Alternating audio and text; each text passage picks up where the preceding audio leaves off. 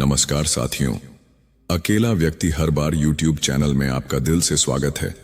आदरणीय गुरुजनों, भिक्षुओं और मेरे प्रिय साथियों, आज मैं आप सभी के समक्ष भाग्य का लिखा कभी नहीं मिटता विषय पर अपने विचार साझा करने जा रहा हूं। ये वाकई हमारे जीवन की गहराइयों में छिपे सत्य और बौद्ध धर्म की शिक्षाओं को समझने का एक माध्यम है। भाग्य और बौद्ध धर्म का दृष्टिकोण। बौद्ध धर्म में भाग्य को कर्म के सिद्धांत से जोड़ा गया है। बुद्ध ने कहा है कि हमारा वर्तमान और भविष्य हमारे कर्मों पर निर्भर करता है। यह धारणा कि भाग्य एक अटल शक्ति है, बौद्ध दृष्टिकोण से भिन्न है। बुद्ध का मानना था कि भाग्य का लिखा वास्तव में हमारे द्वारा किए गए कर्मों का परिणाम है। यदि हम अज्ञानता, लोभ और घृणा के मार्ग पर चलते हैं तो हमारा भाग्य अंधकारमय होगा, लेकिन यदि हम ज्ञान, करुणा और ध्यान के मार्ग पर चलते हैं तो हम अपने भाग्य को सकारात्मक दिशा में बदल सकते हैं। भाग्य और कर्म का संबंध।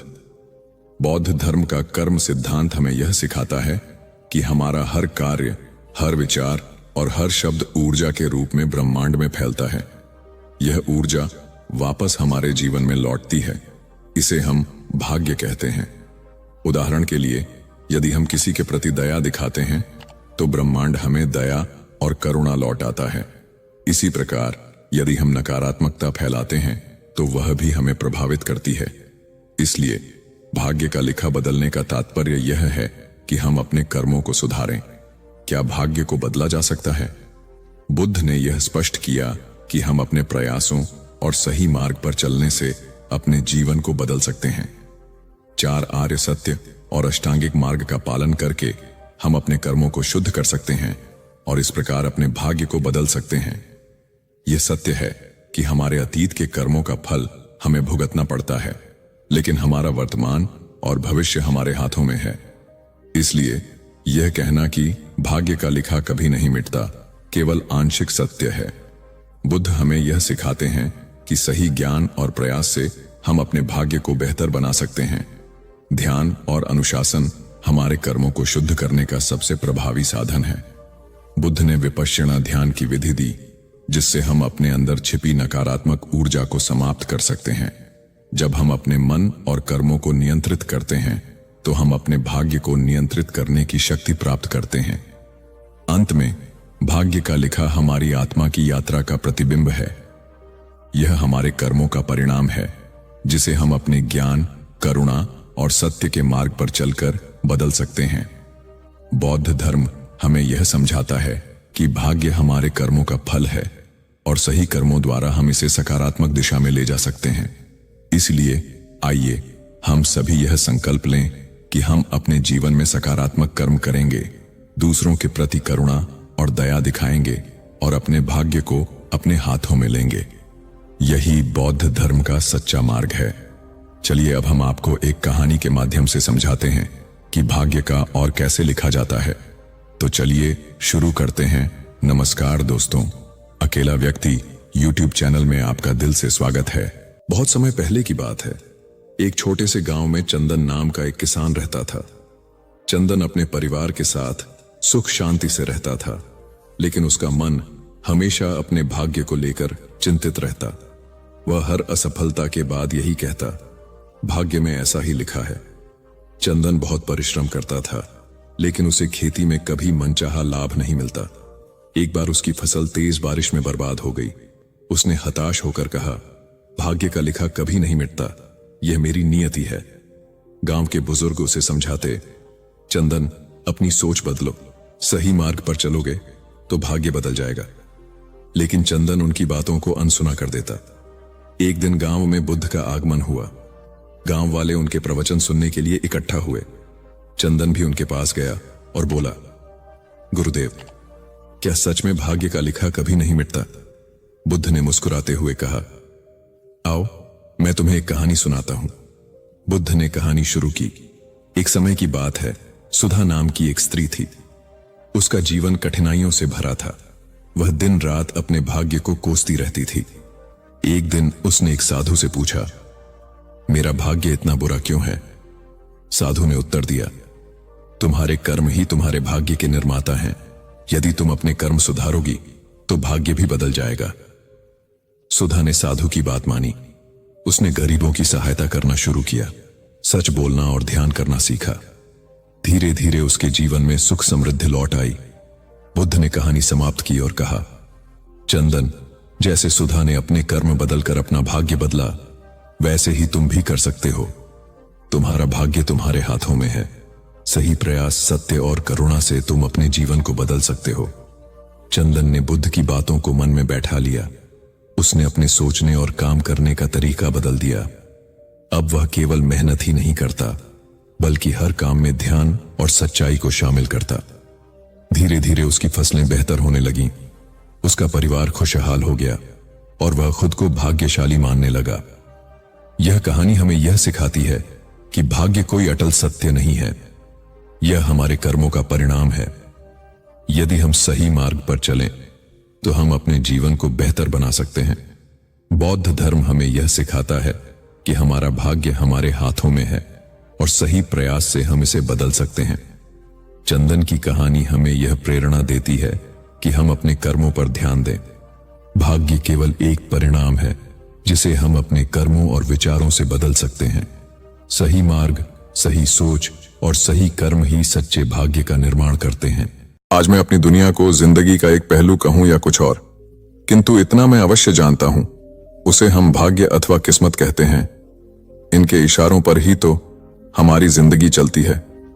हम सोचते हैं जो भी कार्य हम कर रहे हैं अपनी मेहनत और लगन से कर रहे हैं। इस बात पर कुछ लोगों को अहंकार भी हो जाता है कि हमारे पास जो भी है हमारी अपनी मेहनत और कर्मों का नतीजा है, किंतु ये नहीं सोचते कि ये सब हमारे भाग्य में ही लिखा था। हम तो बस अपना कर्म करते हैं, किंतु होता वही है जो भाग्य में लिखा होता है। हमारे बड़े बूढ़े भी कहते थे कि हमारे जन्म के समय ही हमारा भाग्य तय हो जाता है और उसी के चलते हमारे विचार और कर्म बनते रहते हैं। कुछ इसके विपरीत भी बोलते हैं, किंतु जब जिंदगी उन्हें उनकी असलियत से रूबरू कराती है तो वे भी भाग्य को मानने के लिए तत्पर हो जाते हैं। कई बार हम सोचते कुछ और हैं और होता कुछ और है। ये सब हमारे नसीब का ही तो खेल है। बातों ही बातों में मैंने भाग्य, किस्मत, नसीब कितने नाम गिना दिए। नाम भले ही कई हों, अर्थ तीनों का एक ही है। पुरानी कहावत है, भाग्य के लिखे को कोई नहीं मिटा सकता। इसे राजा को रंक और रंक को राजा बनाने में देर नहीं लगती।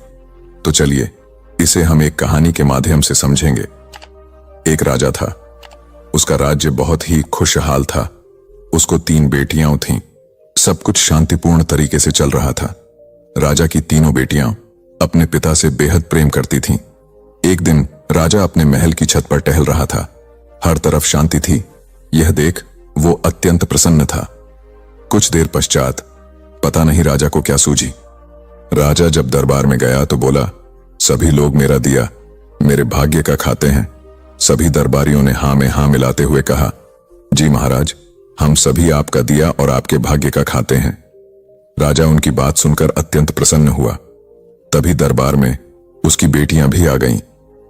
राजा ने सोचा, लगे हाथ बेटियों से भी इस बात पर समर्थन की स्टैंप लगवा लेते हैं और अपनी बेटियों से बोला, मेरी प्यारी बच्चियों, क्या तुम लोग भी मेरा दिया खाती हो, मेरे भाग्य का खाती हो? दोनों बड़ी बेटियां बोली, जी पिताजी महाराज, हम आपका दिया और आपके भाग्य का खाती हैं। किंतु तीसरी बेटी राधा चुप रही। महाराज ने देखा तो बोले, बेटा राधा, क्या तुम मेरी बात से सहमत नहीं हो? राधा बोली, जी नहीं महाराज, ऐसी कोई बात नहीं। वैसे तो मैं आपके राज्य में रहती हूं और आप हमारे पालनहार हैं, किंतु रही बात भाग्य की, तो वो मैं अपने नसीब का खाती हूं। भरे दरबार में किसी ने भी राजा की बात का विरोध नहीं किया और उसकी अपनी ही बेटी उसके विरुद्ध बोल रही है। इसमें राजा को अपना अपमान लगा।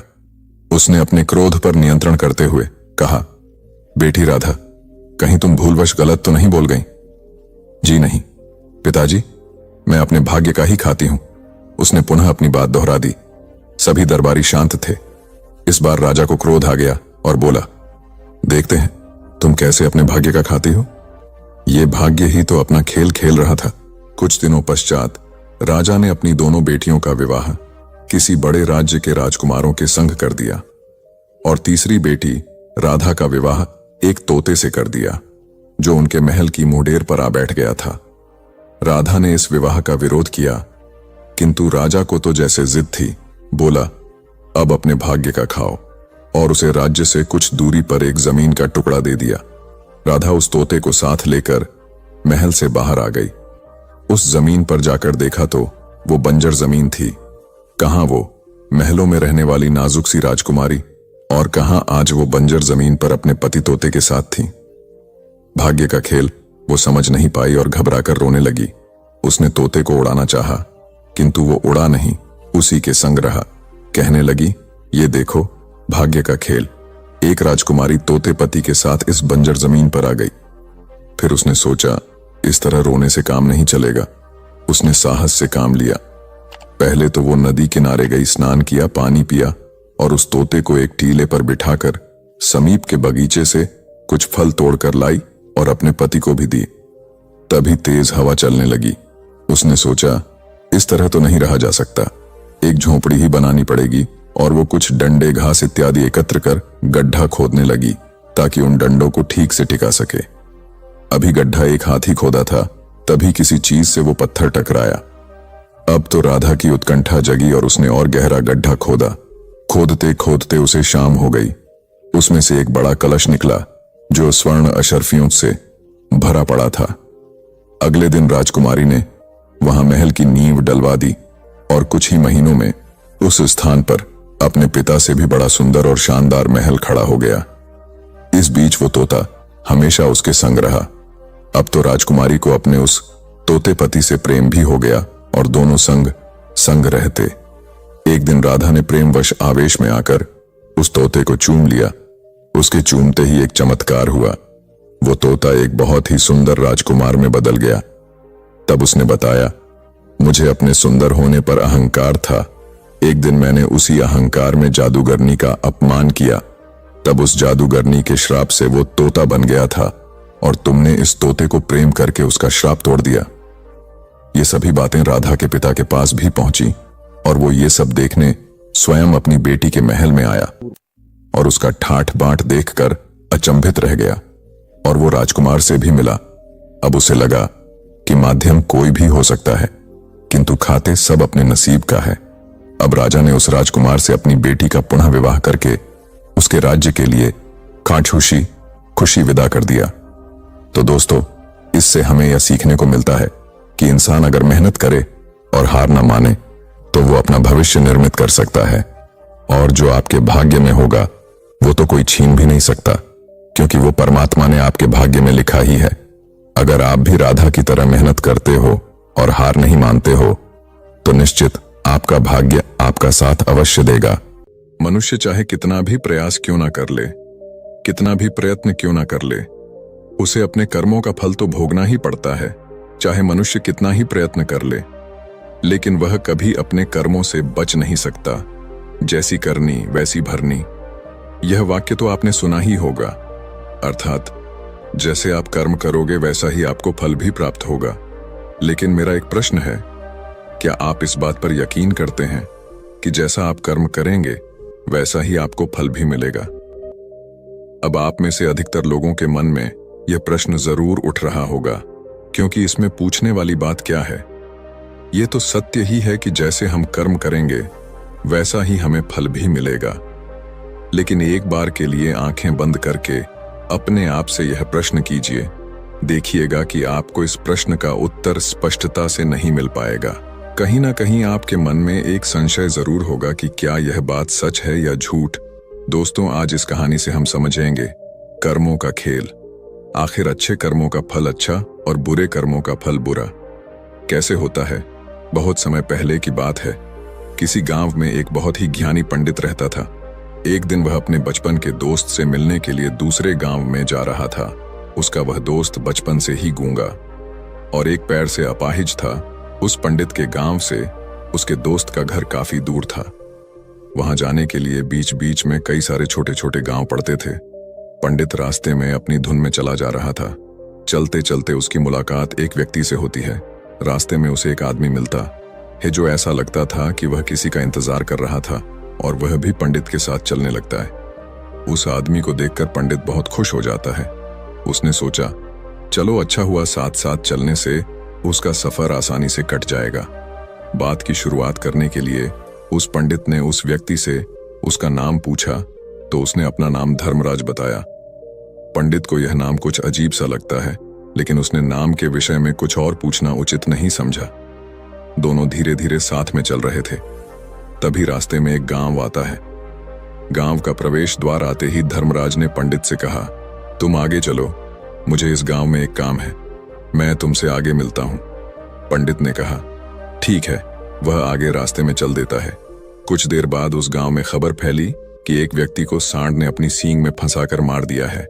जैसे ही सांड ने उस व्यक्ति को मारा, ठीक कुछ ही देर में धर्मराज पंडित के पास आ गया और फिर दोनों चलना शुरू कर देते हैं और चलते चलते एक दूसरे गांव के द्वार पर पहुंच जाते हैं। उस गांव के बाहर एक बड़ा और विशाल मंदिर बना हुआ था। वहां पर आराम करने की सुविधा काफी बढ़िया लग रही थी। पंडित के दोस्त का घर अभी वहां से बहुत दूर था और रात भी होने वाली थी, तो पंडित ने धर्मराज से कहा, रात होने वाली है, पूरे दिन चलते चलते थक भी चुके हैं और भूख भी लग रही है, तो यहाँ पर भोजन करके यहीं पर हम विश्राम कर लेते हैं, फिर सुबह के समय आराम से आगे की यात्रा जारी करेंगे। धर्मराज ने कहा, ठीक है, मुझे इस गांव में किसी को कुछ जरूरी सामान देने जाना है, तुम भोजन करके आराम करो, मैं बाद में आकर भोजन कर लूंगा।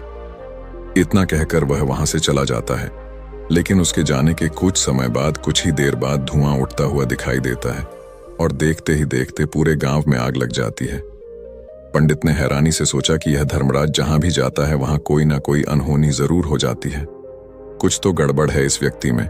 लेकिन पंडित ने रात्रि में धर्मराज से कुछ भी पूछना उचित नहीं समझा और वे दोनों सो गए। सुबह होते ही दोनों फिर से अपनी यात्रा शुरू कर देते हैं। कुछ देर चलने के बाद रास्ते में फिर से एक गांव आता है। धर्मराज ने फिर पंडित से कहा, आप आगे चलिए, मुझे इस गांव में अपने मित्र से मिलने जाना है, मैं अपने दोस्त से मिलने के बाद आगे रास्ते में मिलूंगा। यह कहकर धर्मराज वहां से चला गया, लेकिन पंडित इस बार आगे नहीं गया।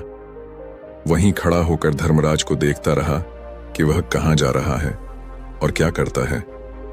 तभी थोड़ी देर बाद लोगों की आवाज सुनाई देने लगी कि एक व्यक्ति को सांप ने काट लिया है और उसकी मृत्यु हो गई है। ठीक उसी समय धर्मराज फिर पंडित के पास पहुंच गया, लेकिन इस बार पंडित से रहा नहीं गया और उसने धर्मराज से पूछ ही लिया कि तुम जिस भी गांव में जाते हो वहां कोई ना कोई अनहोनी जरूर हो जाती है, क्या तुम मुझे बता सकते हो यह ऐसा क्यों हो रहा है?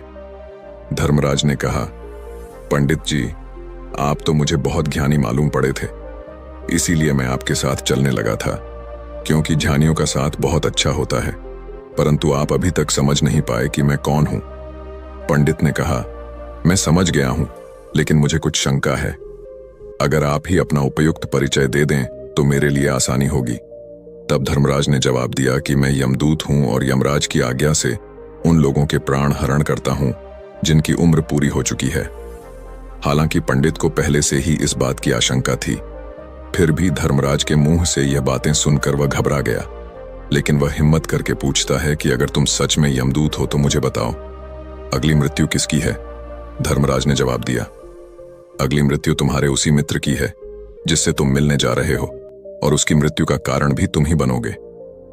ये बात सुनकर पंडित सहम गया और सोच में पड़ गया कि अगर सच में यह धर्मराज यमदूत हुआ तो उसकी बात भी सच होगी और उसके कारण मेरे बचपन के सबसे अच्छे मित्र की मृत्यु हो जाएगी, तो सबसे अच्छा तो यही होगा कि मैं अपने मित्र से मिलने ही ना जाऊं, कम से कम मैं उसकी मृत्यु का कारण तो नहीं बनूंगा। धर्मराज ने मुस्कुराते हुए कहा, तुम जो सोच रहे हो वो सब मुझे पता है, मगर तुम्हारे अपने मित्र से मिलने न जाने से नियति नहीं बदल जाएगी। तुम्हारे मित्र की मृत्यु तो निश्चित है और वह अगले कुछ ही पलों में घटित होने वाली है। महाकाल के मुंह से ऐसी बातें सुनकर पंडित को झटका लगा, क्योंकि महाकाल ने पंडित के मन की बातें पढ़ ली थीं, जो कि एक सामान्य व्यक्ति के लिए संभव नहीं है। अब पंडित को विश्वास हो गया कि यह धर्मराज सचमुच में यमदूत ही है। जब पंडित को यह पूर्ण विश्वास हो गया कि धर्मराज जी यमदूत हैं तो वह घबरा गया। वह अपने मित्र की मृत्यु का कारण नहीं बनना चाहता था, इसलिए वह पलटकर अपने गांव की तरफ वापस जाने लगा। लेकिन जैसे ही पंडित वापस जाने के लिए मुड़ा, उसने देखा कि उसका मित्र तेजी से उसकी तरफ चला आ रहा है, जो कि पंडित को देखकर अत्यंत प्रसन्न दिखाई पड़ रहा था। अपने मित्र के आने की गति को देखकर पंडित को ऐसा लगा कि जैसे उसका मित्र काफी देर से उसका ही पीछा कर रहा है, लेकिन वह बचपन से ही गूंगा था और एक पैर से लंगड़ा भी था। इसीलिए ना तो वह पंडित को आवाज देकर रोक पाया था और ना ही उस तक पहुंच पा रहा था। लेकिन जैसे ही वह पंडित के पास पहुंचा, अचानक ही जमीन पर गिर पड़ी और तुरंत ही उसकी मृत्यु हो गई। पंडित हक्का बक्का होकर धर्मराज की ओर देखने लगा, जैसे कि वह पूछना चाह रहा हो कि आखिर क्या हुआ। धर्मराज पंडित के मन में उठ रहे प्रश्नों को समझ गया और बोला, तुम्हारे मित्र ने पिछले गांव में ही तुम्हें देख लिया था और वे वहीं से ही तुम्हारा पीछा कर रहा था, लेकिन गूंगा और लंगड़ा होने की वजह से वह तुम तक नहीं पहुंच पाया। उसने अपनी पूरी ताकत लगाकर तुम तक पहुंचने का प्रयास किया, लेकिन बुढ़ापे में बचपन जैसी ताकत नहीं होती, इसलिए दिल का दौरा होने के कारण उसकी मृत्यु हो गई, क्योंकि वह तुमसे मिलने के लिए अपनी सीमाओं को तोड़कर तुम्हारे पीछे भाग रहा था। इसलिए अपने मित्र की मृत्यु का कारण भी तुम ही कहलाओगे। अब पंडित को पूर्णतः यह विश्वास हो गया था कि धर्मराज एक यमदूत है और उसका कार्य जीवों के प्राण हरना है। लेकिन पंडित एक ज्ञानी व्यक्ति था। वह यह भी जानता था कि मृत्यु पर किसी का वश नहीं है, सबको एक ना एक दिन मरना ही है। यही सोचकर उसने अपने आप को संभाल लिया। लेकिन अचानक ही पंडित के मन में अपनी मृत्यु के बारे में जानने की इच्छा हुई, इसलिए उसने धर्मराज से पूछा कि जब मृत्यु मेरे दोस्त की होनी थी तो तुम शुरू से ही मेरे साथ क्यों चल रहे थे? यह प्रश्न सुनकर धर्मराज जोर से हंसा और बोला, मैं तो हर पल हर क्षण सभी के साथ चलता हूं, किंतु लोग पहचान नहीं पाते, क्योंकि लोगों के पास अपनी समस्याओं के अलावा किसी और व्यक्ति, वस्तु या घटना के बारे में सोचने समझने या उसे देखने का समय ही नहीं होता। पंडित ने कहा, तो क्या तुम यह बता सकते हो कि मेरी मृत्यु कब, कहां और कैसे होगी? महाकाल ने कहा, हालांकि किसी भी सामान्य जीव के लिए अपनी मृत्यु के बारे में जानना ठीक नहीं है, क्योंकि कोई भी जीव हो या जानकर, वह अपनी मृत्यु के बारे में जानकर बहुत दुखी हो जाता है। हालांकि तुम जानी व्यक्ति मालूम पड़ते हो और तुमने जिस तरीके से अपने मित्र की मृत्यु को सहन कर लिया है, उसे देखकर लगता है कि तुम अपनी मृत्यु के बारे में जानकर भी दुखी नहीं होंगे। महाकाल ने कहा, तो सुनो, तुम्हारी मृत्यु आज से ठीक 6 महीने बाद आज ही के दिन किसी दूसरे राज्य में फांसी लगने से होगी। और सबसे हैरानी की बात तो ये होगी कि तुम स्वयं ही खुशी से उस फांसी को स्वीकार कर लोगे। इतना कहकर धर्मराज वहां से चला गया, क्योंकि अब धर्मराज के पास पंडित के साथ चलते रहने का कोई कारण न था। इसके बाद पंडित ने अपने मित्र के शरीर का अंतिम संस्कार किया और यथाशक्ति उसके क्रियाकर्म करके अपने गांव वापस आ गया। लेकिन कोई व्यक्ति कितना भी ज्ञानी क्यों ना हो, अपनी मृत्यु के बारे में जानकर दुखी तो होता ही है और मृत्यु से बचने का कोई ना कोई उपाय भी खोजता है। तो पंडित ने भी वही किया। क्योंकि पंडित विद्वान था, इसलिए उसकी पहचान उस राज्य के राजा तक थी। पंडित ने सोचा कि राजा के पास तो कई सारे ज्ञानी मंत्री हैं, वह मेरी मृत्यु से संबंधित समस्या का कोई ना कोई समाधान निकाल ही लेंगे। पंडित यही सब सोचता हुआ राज दरबार में पहुंच जाता है और राजा से सारी घटना के बारे में बताता है। राजा ने अपने मंत्रियों को सारी समस्या बताई और उनसे सलाह मांगी। अंत में सभी ने विचार विमर्श करके कहा, अगर पंडित की बात सही है तो उसकी मृत्यु भी 6 महीने बाद ही होगी, लेकिन मृत्यु तो तब होगी जब वह किसी दूसरे राज्य में जाएगा। यदि वह किसी दूसरे राज्य में जाए ही ना तो मृत्यु ही नहीं होगी। मंत्रियों की यह सलाह राजा को भी सही लगी। इसके बाद पंडित के रहने की सारी व्यवस्था महल में ही कर दी गई और राजा के आदेश के बिना उस पंडित से किसी को भी नहीं मिलने दिया जाता था। लेकिन पंडित कहीं भी आ जा सकता था, ताकि पंडित को यह न लगे कि वह राजा की कैद में है। परंतु पंडित डर के मारे स्वयं ही कहीं आता जाता नहीं था। धीरे धीरे महीने गुजरते गए और पंडित की मृत्यु का समय नजदीक आने लगा और अंततः वह भी दिन आ गया जिस दिन पंडित की मृत्यु होनी थी।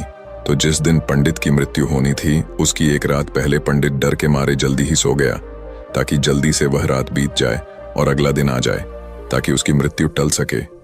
यही सोचकर वह जल्दी सो जाता है। लेकिन पंडित को नींद में चलने की बीमारी थी और अपनी इस बीमारी के बारे में वह स्वयं ही नहीं जानता था। तो फिर राजा मंत्री या किसी वैद्य को इसके बारे में बताने का कोई प्रश्न ही नहीं उठता। पंडित अपनी मृत्यु को लेकर बहुत चिंतित था।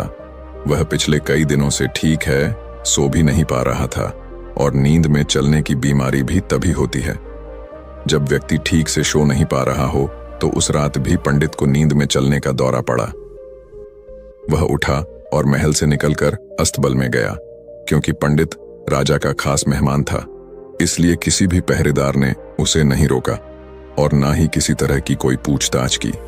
अस्तबल में पहुंचकर वह सबसे तेज चलने वाले घोड़े की पीठ पर सवार होकर नींद में ही अपने राज्य की सीमा से बाहर दूसरे पड़ोसी राज्य में चला गया। इतना ही नहीं, वह दूसरे राज्य के राजा के महल में पहुंच गया। उस महल के पहरेदार ने भी उसे नहीं रोका और ना ही कोई पूछताछ की।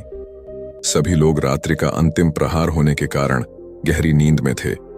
वह पंडित सीधे राजा के सैन्य कक्ष में पहुंचा, जहां राजा और रानी सो रहे थे। वह पंडित वहीं जाकर सो गया। सुबह हुई तो राजा ने पंडित को रानी के बगल में सोया हुआ देखा तो राजा बहुत क्रोधित हो गया। राजा ने पंडित को कैद करने का आदेश दे दिया। पंडित गिरफ्तार हो गया, लेकिन पंडित तो भौचक्का था। उसे तो कुछ समझ नहीं आ रहा था कि आखिर वह दूसरे राज्य में और राजा के सैन्य कक्ष में कैसे पहुंचा। लेकिन वहां उसकी यह सब सुनने वाला कोई नहीं था। अगली सुबह राजा ने पंडित को दरबार में पेश करने का आदेश दिया। कुछ देर बाद उस पंडित को दरबार में लाया गया। पंडित को देखते ही राजा इतना बबूला हो गया कि उसे फांसी पर चढ़ा देने का हुक्म सुना दिया। फांसी की सजा सुनकर पंडित कांप गया, लेकिन फिर भी थोड़ी सी हिम्मत जुटाकर राजा से बोला, महाराज, मैं नहीं जानता कि मैं राजमहल तक कैसे पहुंचा। मैं यह भी नहीं जानता हूं कि आपके सैन्य कक्ष तक मैं कैसे आया और आपके महल के किसी पहरेदार या सैनिक ने मुझे रोका क्यों नहीं। लेकिन मैं इतना जरूर जानता हूं कि आज मेरी मृत्यु होनी थी और वो होनी भी जा रही है। राजा को यह बात थोड़ी अजीब लगी। उसने पंडित से पूछा, तुम्हें कैसे पता कि आज तुम्हारी मृत्यु होनी है? राजा के इस प्रश्न के जवाब में पंडित ने पिछले 6 महीने का सारा वाक्य राजा को सुना दिया और बोला, महाराज, मेरा क्या किसी भी सामान्य व्यक्ति में इतना साहस नहीं कि वह राजा के सैन्य कक्ष में राजा की उपस्थिति में रानी के साथ सो जाए। राजा को पंडित की बात में थोड़ा तर्क दिखाई पड़ा, परंतु उसने सोचा कि यह मृत्यु से बचने के लिए धर्मराज और उसके द्वारा अपनी मृत्यु की भविष्यवाणी की कहानी बना रहा है। इसलिए राजा ने पंडित से कहा, यदि तुम्हारी बात सत्य है और आज यह तुम्हारी मृत्यु का दिन है, जैसा कि यमदूत धर्मराज ने तुमसे कहा था, तो आज तुम्हारी मृत्यु का कारण मैं नहीं बनूंगा। लेकिन यदि तुम्हारी बात झूठी निकली तो निश्चित ही आज तुम्हारी मृत्यु का दिन होगा ना, क्योंकि जिस राज्य से पंडित आया था उस राज्य का राजा इस राजा का मित्र था। इसलिए इस राजा ने तुरंत अपने 2 सैनिकों को पड़ोसी राजा के पास भेजकर पंडित की बात की सत्यता का प्रमाण मांगा भेजा। भेजे गए सैनिक शाम तक लौटे और उन्होंने राजा को बताया कि महाराज, पंडित जो कुछ भी कह रहा है वह सब सत्य है। पड़ोसी राज्य के राजा ने पिछले 6 महीने से पंडित के रहने की सारी व्यवस्था अपने ही महल में कर रखी थी। पंडित राजा का खास मेहमान था। कल शाम राजा आखिरी बार पंडित से उसके कक्ष में मिले थे और उसके बाद यह इस राज्य में कैसे पहुंच गया इसकी जानकारी किसी को भी नहीं है। इसीलिए उस राज्य के राजा के अनुसार पंडित को फांसी की सजा देना ठीक नहीं है। लेकिन राजा के सामने एक नई समस्या थी, क्योंकि उसने बिना पूरी बात जाने ही पंडित को फांसी की सजा सुना दी थी। इसलिए अगर पंडित को फांसी नहीं दी जाती तो राजा के वचन का अपमान हो जाएगा। लेकिन अगर राजा की बात का मान रखा जाए तो बेवजह ही एक निर्दोष व्यक्ति की मौत हो जाएगी। राजा ने अपने सभी मंत्रियों से इस बारे में सुझाव मांगा तो मंत्रियों ने राजा को सुझाव दिया कि महाराज, पंडित को एक कच्चे सूत के धागे से फांसी लगवा दी जाए। इससे आपके कथन का भी मान रह जाएगा और कच्चे सूत के धागे से पंडित को फांसी भी नहीं लगेगी और उसके प्राण भी बच जाएंगे। राजा को मंत्रियों का यह सुझाव पसंद आया और उसने ऐसा ही करने का आदेश दे दिया। पंडित के लिए कच्चे सूत के धागे से फांसी का फंदा बनाया गया और नियम के अनुसार पंडित को फांसी पर चढ़ाया जाने लगा। सभी लोग बहुत खुश थे कि ना तो पंडित मरेगा और ना ही राजा का वचन खाली जाएगा। पंडित को भी पूर्ण विश्वास था यह सूद के धागे से तो उसकी मृत्यु हो ही नहीं सकती। पंडित उस पर चढ़ने के लिए तैयार हो गया, जैसा कि धर्मराज ने भविष्यवाणी की थी कि तुम खुद ही अपनी फांसी को स्वीकार करोगे। लेकिन जैसे ही पंडित को फांसी दी गई, सूत का धागा तो टूट गया, लेकिन टूटने से पहले उसने अपना काम कर दिया था। पंडित के गले की एक नस सूत के धागे के झटके से कट चुकी थी। और पंडित जमीन पर पड़ा तड़प रहा था। उस पल उसके गले से खून की फुहार निकल रही थी और देखते ही देखते पंडित का शरीर पूरी तरह से शांत हो गया। सभी लोग आश्चर्यचकित थे और पंडित को मरता हुआ देख रहे थे। किसी को विश्वास नहीं हो रहा था कि कच्चे सूत के धागे से भी किसी इंसान की मृत्यु हो सकती है। लेकिन घटना तो घट चुकी थी। नियति ने अपना काम कर दिया था और धर्मराज की भविष्यवाणी सच हो चुकी थी। दोस्तों, श्रीमद् भागवत गीता में भगवान श्री कृष्ण ने कहा है, जो होना होता है वह होकर ही रहता है। हम चाहे कितनी ही सावधानी बरते, कितना ही उपाय कर लें, लेकिन घटना और घटना की पूरी प्रणाली पहले से ही तय होती है, जिसे हम थोड़ा सा भी इधर उधर नहीं कर सकते हैं। दोस्तों, शायद इसीलिए ईश्वर ने हमें भविष्य जानने की क्षमता नहीं दी है, ताकि हम अपने जीवन को ज्यादा बेहतर तरीके से जी सके। और यही बात उस पंडित पर भी लागू होती है। अगर पंडित ने महाकाल से अपनी मृत्यु के बारे में ना पूछा होता तो 6 महीने तक राजा के महल में कैद रहकर डर डर कर जीने की बजाय ज्यादा बेहतर जीवन जीता। एक दिन एक किसान बुद्ध के पास आया और बोला, महाराज, मैं एक साधारण किसान हूँ। बीज बोकर, हल चलाकर अनाज उत्पन्न करता हूँ और तब उसे ग्रहण करता हूँ, किंतु इससे मेरे मन को तसल्ली नहीं मिलती। मैं कुछ ऐसा करना चाहता हूँ जिससे मेरे खेत में अमृतत्व के फल उत्पन्न हो। आप मुझे मार्गदर्शन दीजिए जिससे मेरे खेत में अमृतत्व के फल उत्पन्न होने लगें। बात सुनकर बुद्ध मुस्कुराकर बोले, भले व्यक्ति, तुम्हें अमृतत्व का फल तो अवश्य मिल सकता है, किंतु इसके लिए तुम्हें खेत में बीज न बोकर अपने मन में बीज बोने होंगे।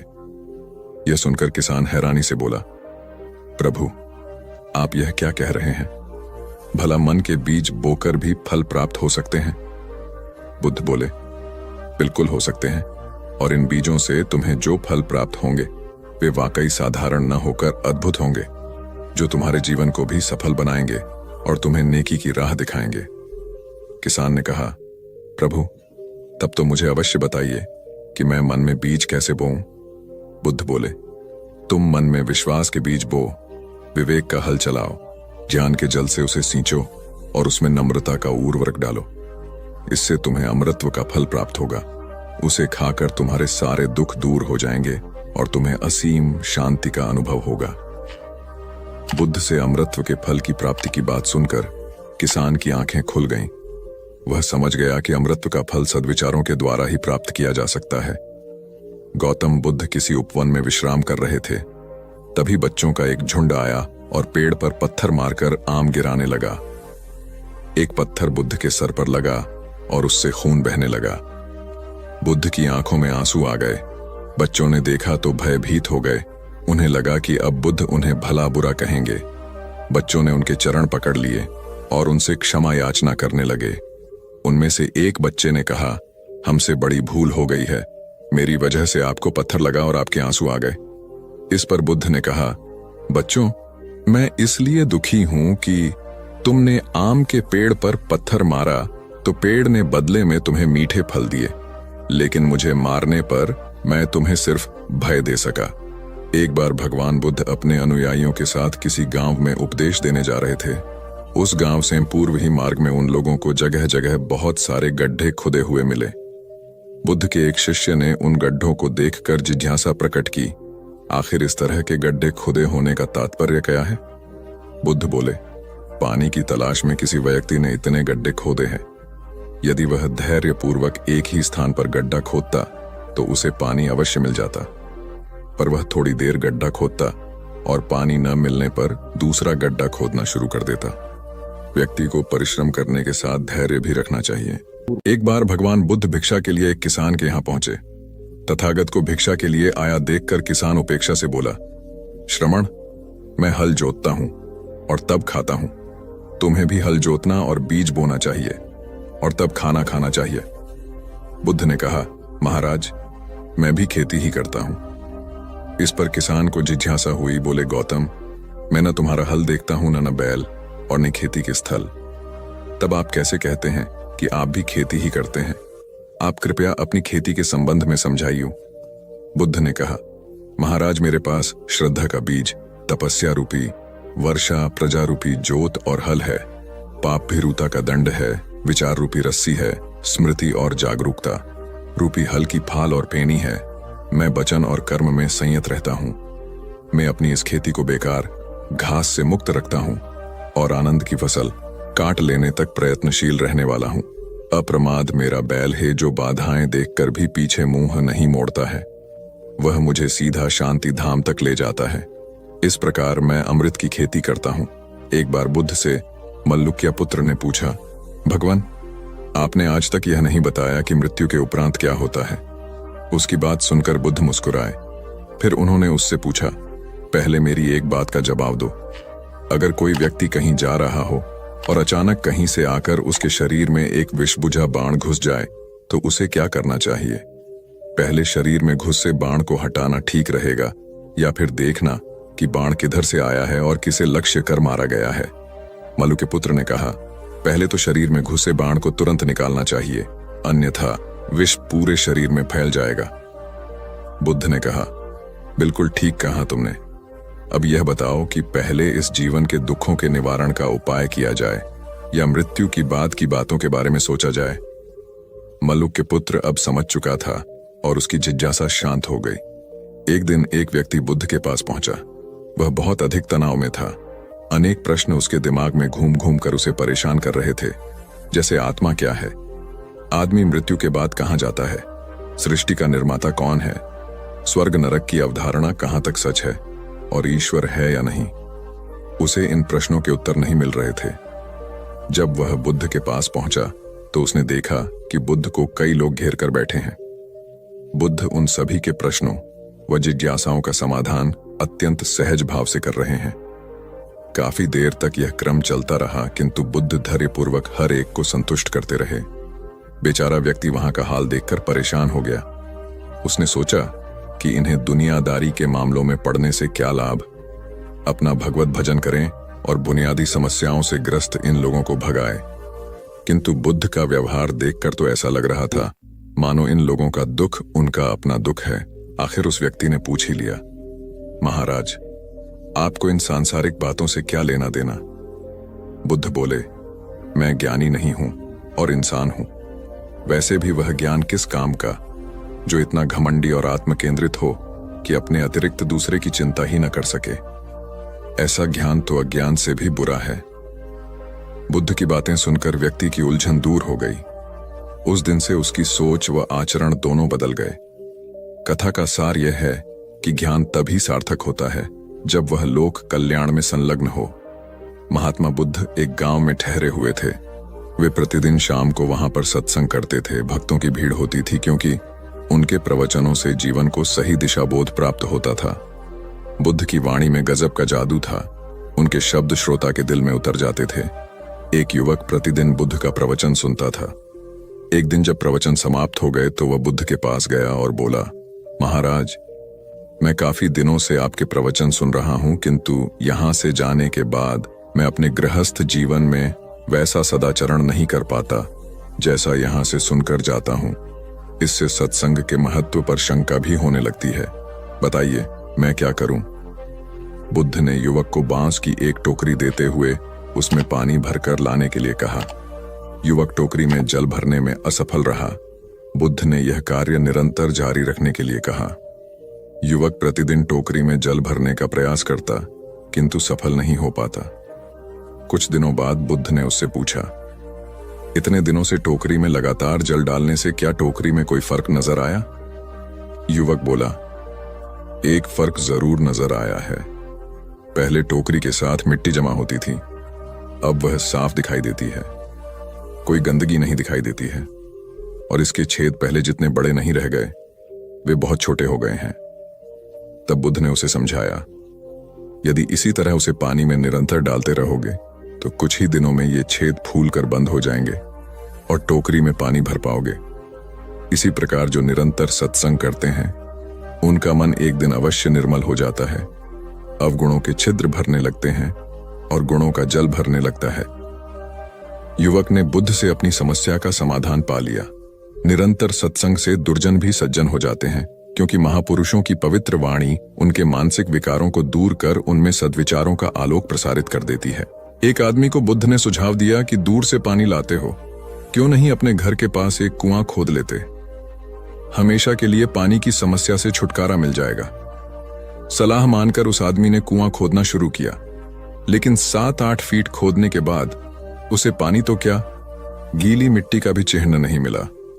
उसने वह जगह छोड़कर दूसरी जगह खुदाई शुरू की, लेकिन 10 फीट खोदने के बाद भी उसमें पानी नहीं निकला। उसने फिर तीसरी जगह कुआं खोदना शुरू किया, लेकिन यहां भी उसे निराशा ही हाथ लगी। इस क्रम में उसने 8-10 फीट के 10 कुएं खोद डाले, लेकिन पानी कहीं नहीं मिला। वह निराश होकर बुद्ध के पास गया। उसने बुद्ध को बताया कि मैंने 10 कुएं खोद डाले, मगर पानी एक में भी नहीं निकला। बुद्ध को आश्चर्य हुआ। वे स्वयं चलकर उस स्थान पर आए जहां उसने 10 गड्ढे खोदे हुए थे। बुद्ध ने उन गड्ढों की गहराई देखी और सारा माजरा समझ गए। फिर वे बोले, 10 कुएं खोदने की बजाय एक कुएं में ही तुम अपना सारा परिश्रम लगाते तो पानी कब का मिल गया होता। तुम सब गड्ढों को बंद कर दो, केवल एक को गहरा करते जाओ, पानी निकल आएगा। उसने बुद्ध की बात मानकर ऐसा ही किया। परिणामस्वरूप कुआं पूर्ण होते ही पानी निकल आया। सबने भगवान बुद्ध की जय जयकार की। धन्ना सेठ के पास 7 पुश्तों के पालन पोषण जितना धन था। उसका व्यापार चारों तरफ फैला हुआ था, किंतु फिर भी उसका मन अशांत रहता था। कभी धन की सुरक्षा की चिंता, तो कभी व्यापारिक प्रतिस्पर्धा में आगे निकलने का तनाव। चिंता और तनाव के कारण वह अस्वस्थ रहने लगा। उसके मित्र ने उसकी गिरती दशा देखी तो उसे बुद्ध के पास जाने की सलाह दी। सेठ बुद्ध के पास पहुंचा और अपनी समस्या बताई। बुद्ध ने उसे सांत्वना देते हुए कहा, तुम घबराओ मत, तुम्हारा कष्ट अवश्य दूर होगा, बस तुम यहाँ कुछ दिन रहकर ध्यान किया करो। बुद्ध के कहे अनुसार सेठ ने रोज ध्यान करना शुरू कर दिया, किंतु सेठ का मन ध्यान में नहीं लगा। वह जैसे ही ध्यान करने बैठता उसका मन फिर अपनी दुनिया में चला जाता। उसने बुद्ध को यह बात बताई, किंतु बुद्ध ने कोई उपाय नहीं बताया। थोड़ी देर बाद जब सेठ बुद्ध के साथ वन में सायंकालीन भ्रमण कर रहा था तो उसके पैर में एक कांटा चुभ गया। वह दर्द के मारे कराहने लगा। बुद्ध ने कहा, बेहतर होगा कि तुम जी खड़ा कर कांटे को निकाल दो, तब इस दर्द से मुक्ति मिल जाएगी। सेठ ने मन कड़ाकर कांटा निकाल दिया। उसे चैन मिल गया। तब बुद्ध ने उसे समझाया, ऐसे ही लोभ, मोह, क्रोध, घमंड व द्वेष के कांटे तुम्हारे मन में गड़े हैं। जब तक अपने मन की संकल्प शक्ति से उन्हें नहीं निकालोगे, अशांत ही रहोगे। सेठ का ज्ञान बुद्ध के इन शब्दों से दूर हो गया और उसने निर्मल हृदय की राह पकड़ ली। अपनी कुप्रवृत्तियों से मुक्ति के लिए संकल्पबद्धता अनिवार्य है। जब तक व्यक्ति दृढ़ निश्चय न कर ले, वह अपनी गलत आदतों से मुक्त नहीं हो सकता। एक युवक ने बुद्ध से आकर कहा, मेरा गांव अशिक्षित है। मैं अपने परिवार से झगड़कर थोड़ा बहुत पढ़ पाया हूं। आगे और पढ़ना चाहता हूं, किंतु सभी रोक रहे हैं। घर के लोग सोचते हैं कि खेती में खूब पैसा है और उसके लिए किसी शिक्षा की आवश्यकता नहीं है। यही सोच गांव वालों की भी है। कृपया आप मेरे गांव चलकर वहां शिक्षा का प्रसार करवाइए। बुद्ध युवक की बात मानकर गांव आ गए। धर्म भीरू ग्रामीणों ने बुद्ध का सत्कार किया और रोज उनके प्रवचन सुनने आने लगे। बुद्ध जब भी शिक्षा का महत्व बताते, ग्रामीण विरोधी मत रखते। एक दिन एक महिला अपने 5 साल के बच्चे के लिए पूछने लगी कि उसे किस उम्र से शिक्षा दिलवाए।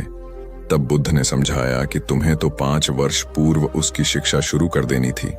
उसे क्या खाना है, क्या नहीं, कैसे अब क्या बोलना है आदि बातें शुरू से सिखाओगी, तभी तो वह अपना उचित ख्याल रख सकेगा। बुद्ध की यह बात महिला सहित सभी ग्रामीणों को समझ में आ गई। उन्होंने अपने बच्चों को विद्यालय भेजना शुरू किया। यह समय वर्षा का था। युवक ने लोगों को जल संग्रहण की तकनीक बताई। अधिकांश ने उपहास किया, किंतु युवक अपना काम करता रहा। बुद्ध का सहयोग प्राप्त था, इसलिए किसी ने उसका खुलकर विरोध नहीं किया। जब गर्मी में भीषण जल संकट के कारण फसलें सूखने लगीं, तो युवक ने कुएं खुदवाए, जिनमें जल संग्रहण की तकनीक के कारण खूब पानी निकला। ग्रामीण अब शिक्षा का महत्व समझ चुके थे। धीरे धीरे संपूर्ण गांव शिक्षित हो गया। ज्ञान हर उम्र में अर्जित किया जा सकता है। यही ज्ञान हमें जीवन में आने वाली समस्याओं के समाधान की राह सुझाता है। आम्रपाली बौद्ध काल में वैशाली के वृज्य संघ की इतिहास प्रसिद्ध लिच्छवी राजनृत्यांगना थी। इनका एक नाम अम्बपाली या अम्बपालिका भी है। आम्रपाली अत्यंत सुंदर थी और कहते हैं जो भी उसे एक बार देख लेता वह उस पर मुग्ध हो जाता था। अजातशत्रु उसके प्रेमियों में था। और उस समय के उपलब्ध साहित्य में अजातशत्रु के पिता बिंबसार को भी गुप्त रूप से उसका प्रणयार्थी बताया गया है। आम्रपाली को लेकर भारतीय भाषाओं में बहुत से काव्य, नाटक और उपन्यास लिखे गए हैं। एक बार की बात है, महात्मा बुद्ध अपने शिष्यों के साथ घूमते हुए वैशाली नगरी में पहुंचे। वैशाली को उस समय 16 महाजनपदों में एक महत्वपूर्ण जनपद माना जाता था, जिसकी ख्याति दूर दूर तक फैली हुई थी। यह नगरी परम वैभवशाली और हर तरफ से संपन्न थी। महात्मा बुद्ध के आने की बात पूरे नगर में फैलते देर न लगी, जिसे जब पता चलता वह तभी उनसे मिलने पहुंच जाता और उनके उपदेश सुनकर खुद को भाग्यशाली समझता। बुद्ध का चरित्र ही ऐसा प्रभावशाली था कि उनसे प्रभावित हुए बिना कोई नहीं रह सका। उस नगर की गणिका और राजनर्तकी आम्रपाली भी बुद्ध से मिलने की इच्छुक थी। वह खुद महात्मा बुद्ध के पास चलकर आई और उन्हें अपने घर भोजन के लिए आमंत्रित किया। उसने इतने सरल और प्रेम भाव से बुद्ध से विनती की कि बुद्ध मना नहीं कर सके। जब यह बात उनके शिष्यों को पता चला कि महात्मा बुद्ध ने एक गणिका का आमंत्रण स्वीकार किया है, तो सबने इसका विरोध किया। महात्मा बुद्ध ने बड़ी सरलता से अपने शिष्यों से कहा, मैंने तो उसकी प्रेम भावना देखी। उसने जिस भावना से मुझे बुलाया है वह बिल्कुल पवित्र और निश्चल था। वह आज मुझसे मिलने एक गणिका बनकर नहीं बल्कि एक भक्ति भाव से आई थी। फिर भला मैं कैसे उसका आमंत्रण स्वीकार न करता, वह चाहे एक वेश्या हो या फिर कोई सन्यासी। यथा समय बुद्ध आम्रपाली के घर भोजन के लिए गए। वह पहले से ही भोजन की सारी व्यवस्था करके भगवान बुद्ध के आने की राह देख रही थी। मन में यह विचार भी आ रहा था कि कहीं बुद्ध अपनी बात से मुकर न जाए। इतने बड़े सन्यासी भला क्यों एक वेश्या के बुलाने पर उसके घर आकर भोजन करेंगे। परंतु जैसे ही आम्रपाली ने बुद्ध को अपने घर आते देखा, उसकी प्रसन्नता का ठिकाना न रहा। वह दौड़कर दरवाजे पर गई और उनका स्वागत किया। खुद अपने हाथों से भोजन परोसा और उनकी अवगत की। महात्मा बुद्ध के शिष्यों ने जो उनके साथ आए थे, जब एक वेश्या को, जिसके कदमों में खुद सम्राट बिंबिसार से लेकर अजातशत्रु थे, पूरी वैशाली जिसके एक झलक पाने के लिए तरसती थी, उसे एक सन्यासी के लिए ऐसा व्यवहार करते देख बुद्ध के शिष्यों के मन में अपने गुरु के लिए सम्मान और ज्यादा बढ़ गया।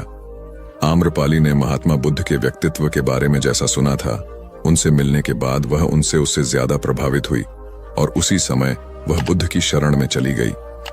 अपनी सारी संपत्ति वह बौद्ध मठ के नाम करके आजीवन भिक्षुणी बन गई। बहुत पुरानी बात है। गौतम बुद्ध एक शहर में प्रवास कर रहे थे।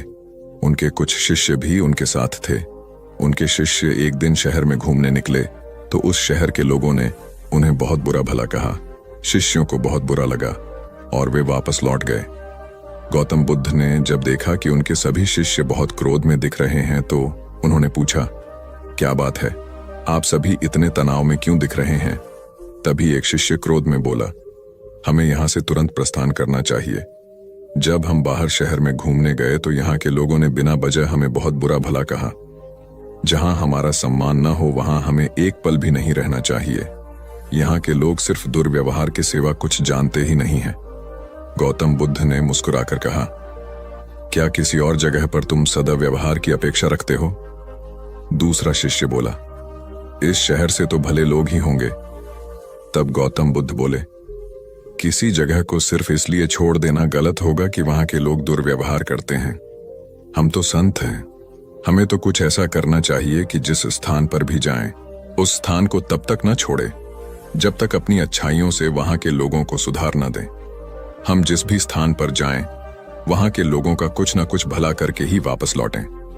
हमारे अच्छे व्यवहार के बाद वह कब तक बुरा व्यवहार करेंगे? आखिर में उन्हें सुधरना ही होगा। वास्तविकता में संतों का कार्य तो ऐसे लोगों को सुधारना ही होता है।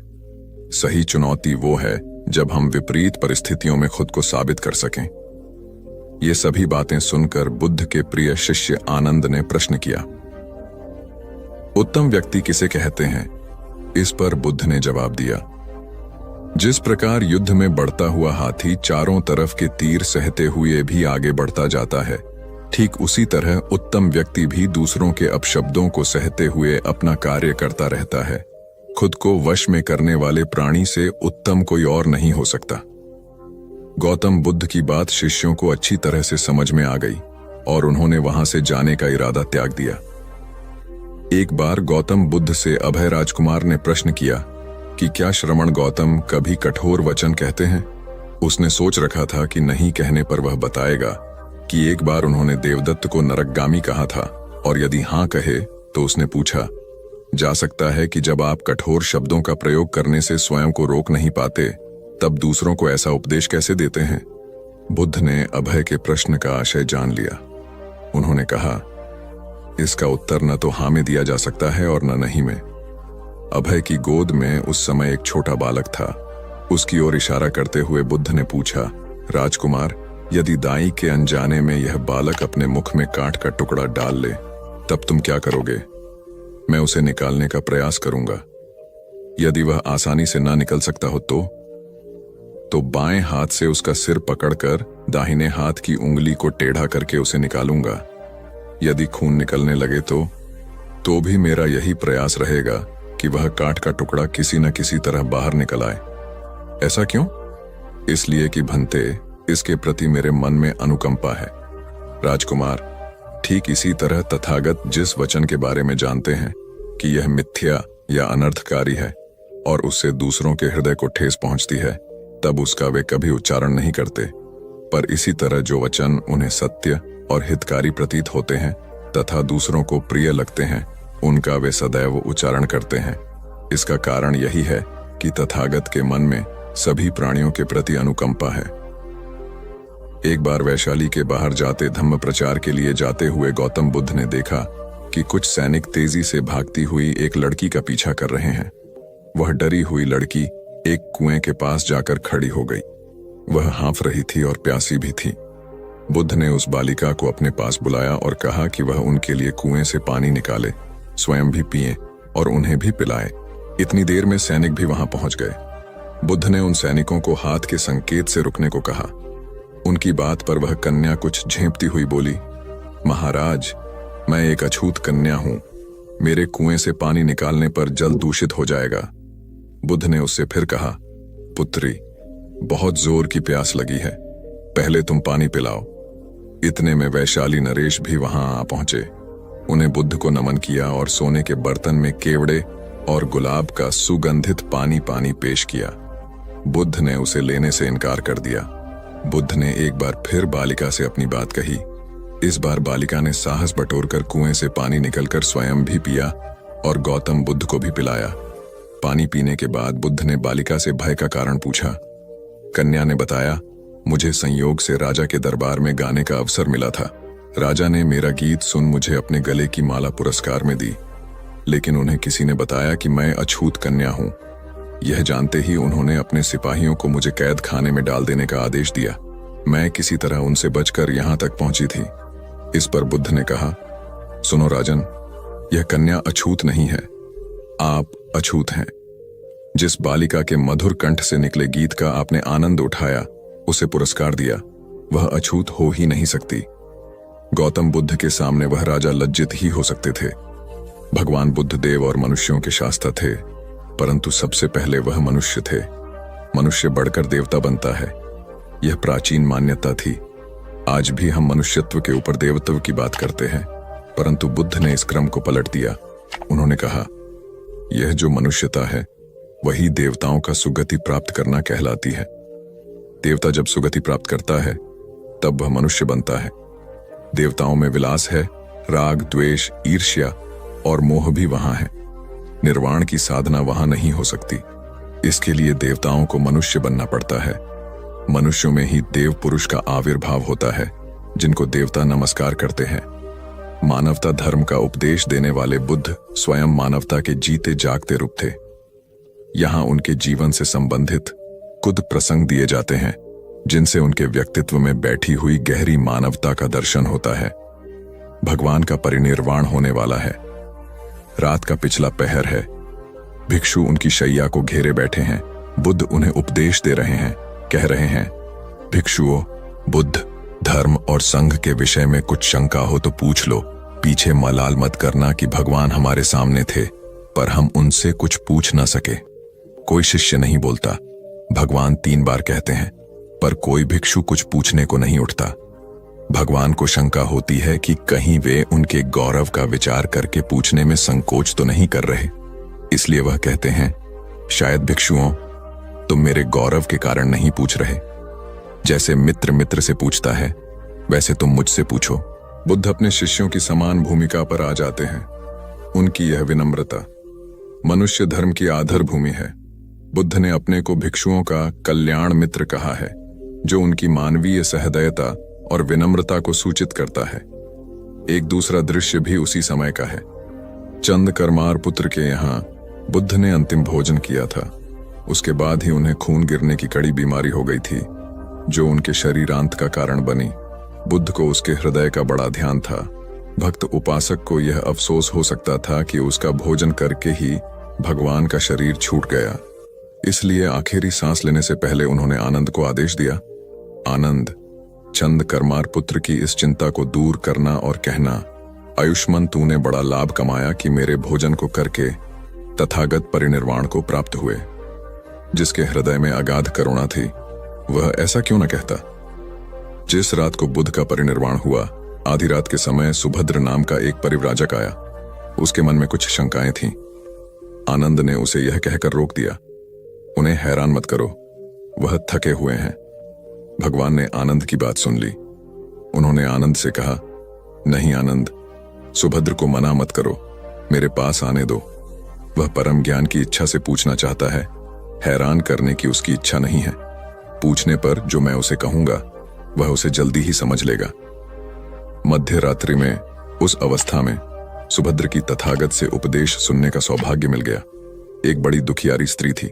पति, पुत्र, परिवार सब उसका नष्ट हो गया था। मारे दुख के वह पागल हुई फिरती थी। कपड़े पहनने का भी उसे होश न था। उसका नाम पटाचार था।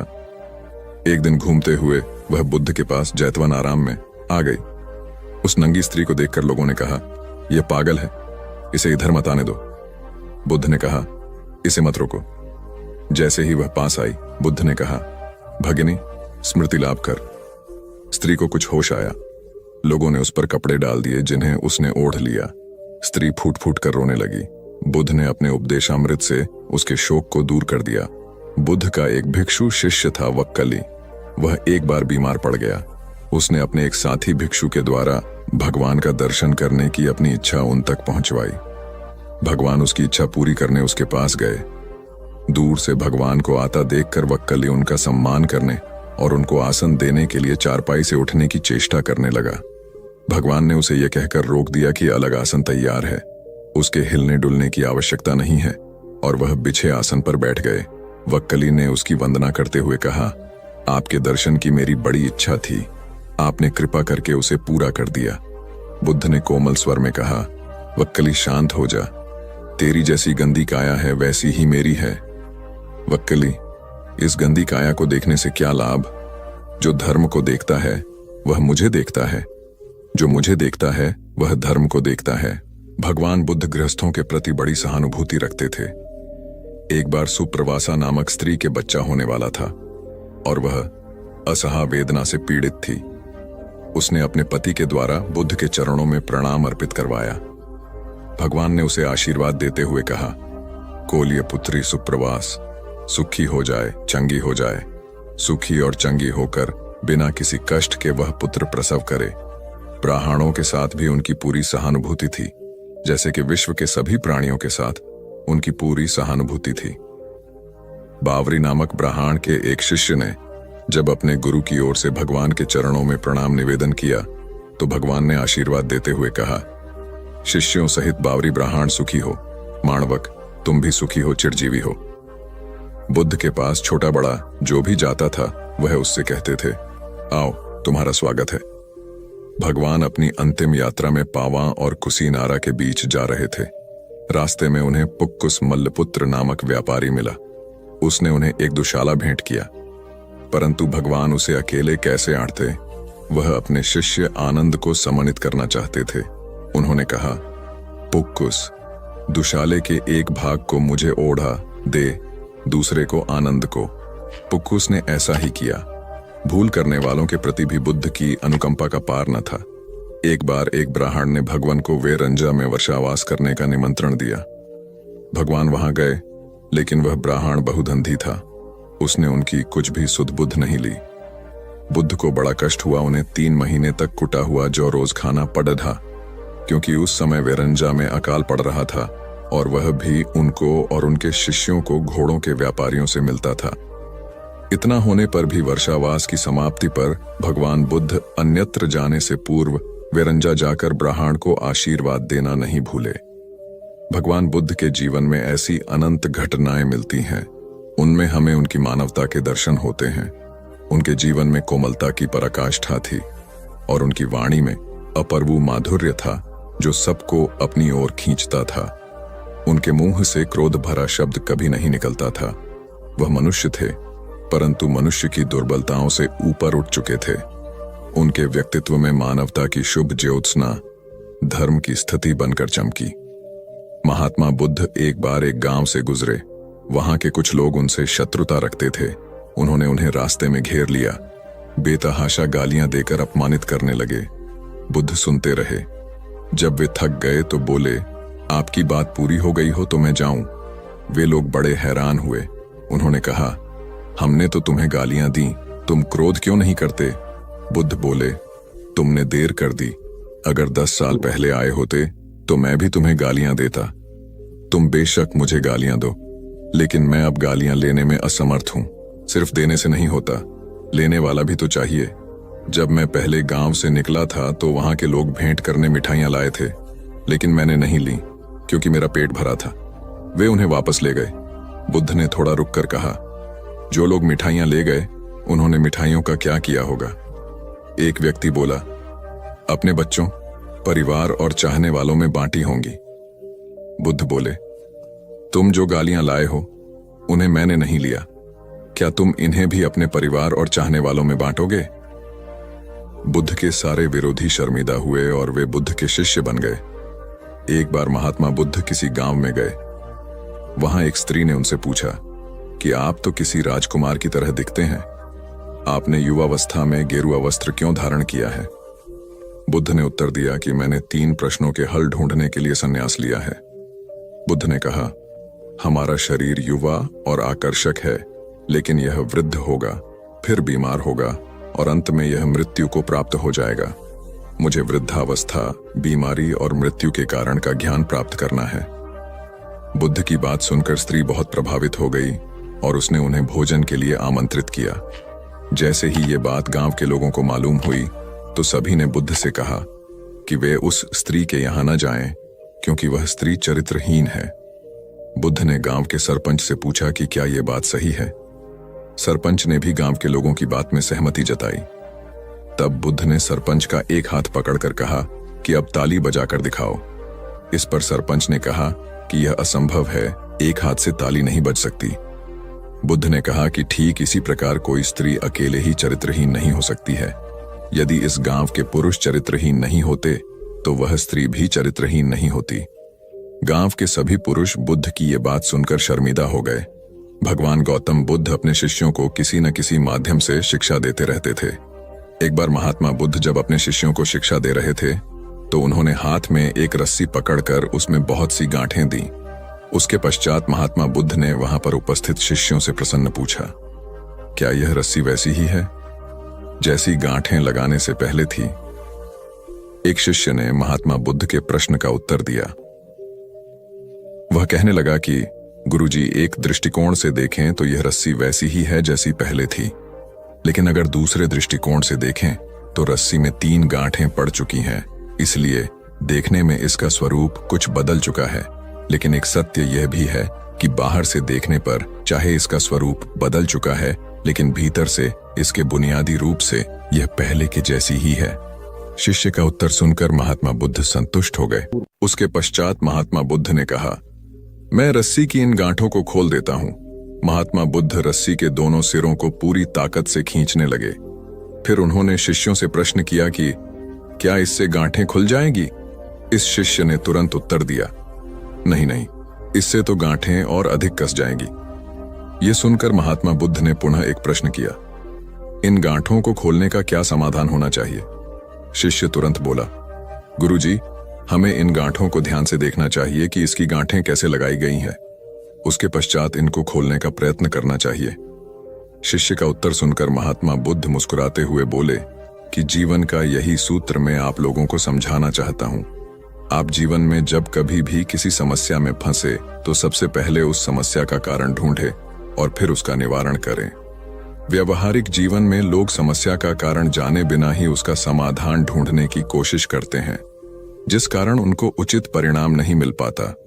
महात्मा बुद्ध शिष्य को कहने लगे कि बहुत से लोग मुझसे पूछते हैं कि आपने क्रोध को कैसे समाप्त करें, लेकिन कभी किसी ने यह नहीं पूछा कि मुझे क्रोध क्यों आता है।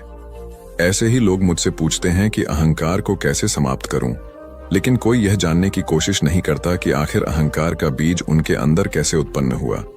जैसे रस्सी में गांठें लगाने के बाद भी उसका वास्तविक स्वरूप नहीं बदलता, वैसे ही व्यक्ति में चाहे जैसे भी अवगुण पैदा हो जाए, उसके अंदर की अच्छाई कभी समाप्त नहीं होती। जैसे हम धैर्य से रस्सी की गांठों को ध्यान से देखकर खोल सकते हैं, वैसे ही जीवन में आने वाले विकारों और समस्याओं का हल हम ढूंढ सकते हैं। अगर जीवन में किसी भी तरह की कोई समस्या उत्पन्न हुए हैं तो उसके कारण को ध्यान से समझने पर उसका निवारण भी स्वतः मिलने लगते हैं। दुनिया में जो तरक्की हो रही है या देश में कोई तरक्की करता है तो उसे जरूर देखना चाहिए, चाहे घर की टीम हो या बाहरी लोगों को मिलाकर बनाई हुई हो। जहां जहां अच्छे समूह बन गए वहां वहां तरक्की हो गई। ऐसा ही देखा गया है। आपके आसपास जितने लोग तरक्की पसंद हैं वो मिलकर ही काम करते होंगे, उनका टीम वर्क अच्छा होगा। एक परिवार था, वो गरीब था, खाने को कुछ नहीं था। काफी सोचा कि काम मिले, मगर काम नहीं मिला। 2 बच्चे थे, बीबी थी। एक दिन उन्हें विचार आया कि इस गांव में काम मिलना मुश्किल है, चलो कहीं और चलते हैं। इस इरादे से वे एक दिन गांव छोड़कर चल दिए। रात का समय था, रास्ता भी जंगली था। सोचा वृक्ष के नीचे रात गुजारी जाए। आदमी ने अपने एक लड़के को लकड़ी चुनने तथा दूसरे को पानी लाने के लिए भेज दिया तथा बीवी को चूल्हा बनाने के लिए कहा और उसने जगह साफ कर दी। चारों ने अपने अपने काम कर लिए। चूल्हा जलाया गया, पानी गर्म होने लग गया। वृक्ष के ऊपर हंस रहता था। वो सोचने लगा, ये कैसा मूर्ख है, इन्होंने चूल्हा तो जला दिया मगर इनके पास पकाने को तो है ही नहीं कुछ भी। हंस ने उनसे पूछा, तुम्हारे पास पकाने को क्या है? वो आदमी बोला, तुझे मार के खाएंगे। हंस बोला, मुझे क्यों मारोगे? आदमी बोला, हमारे पास न पैसा है और न ही सामान, तो क्या करें? हंस सोच में पड़ गया। इन्होंने चूल्हा भी जला लिया है, सब कर्मशील हैं, मुझे तो ये खा ही जाएंगे। तो हंस बोला, अगर मैं आपको धन दे दूं तो मुझे छोड़ दोगे? घर का स्वामी बोला, हाँ छोड़ देंगे।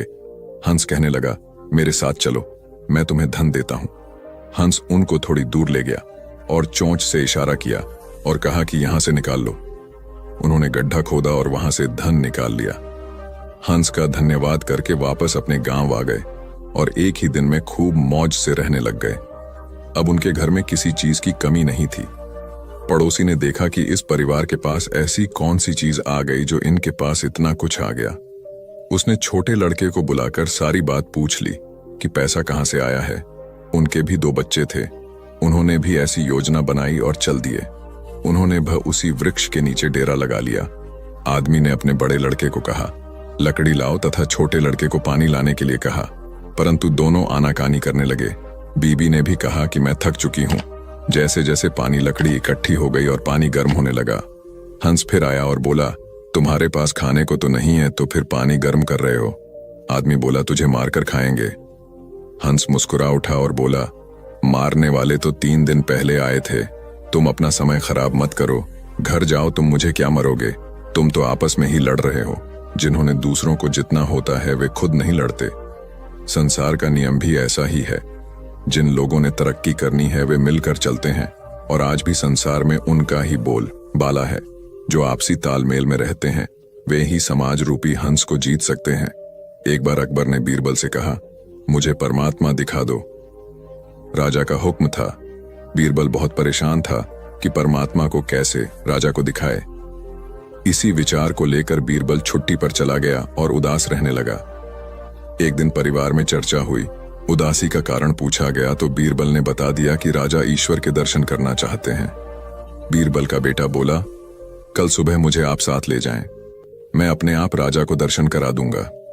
दूसरे दिन सुबह बीरबल और लड़का दरबार में पहुंचे और राजा को कहा, मेरा लड़का आपके प्रश्न के उत्तर का समाधान करेगा। राजा ने सोचा, यह लड़का क्या समाधान करेगा?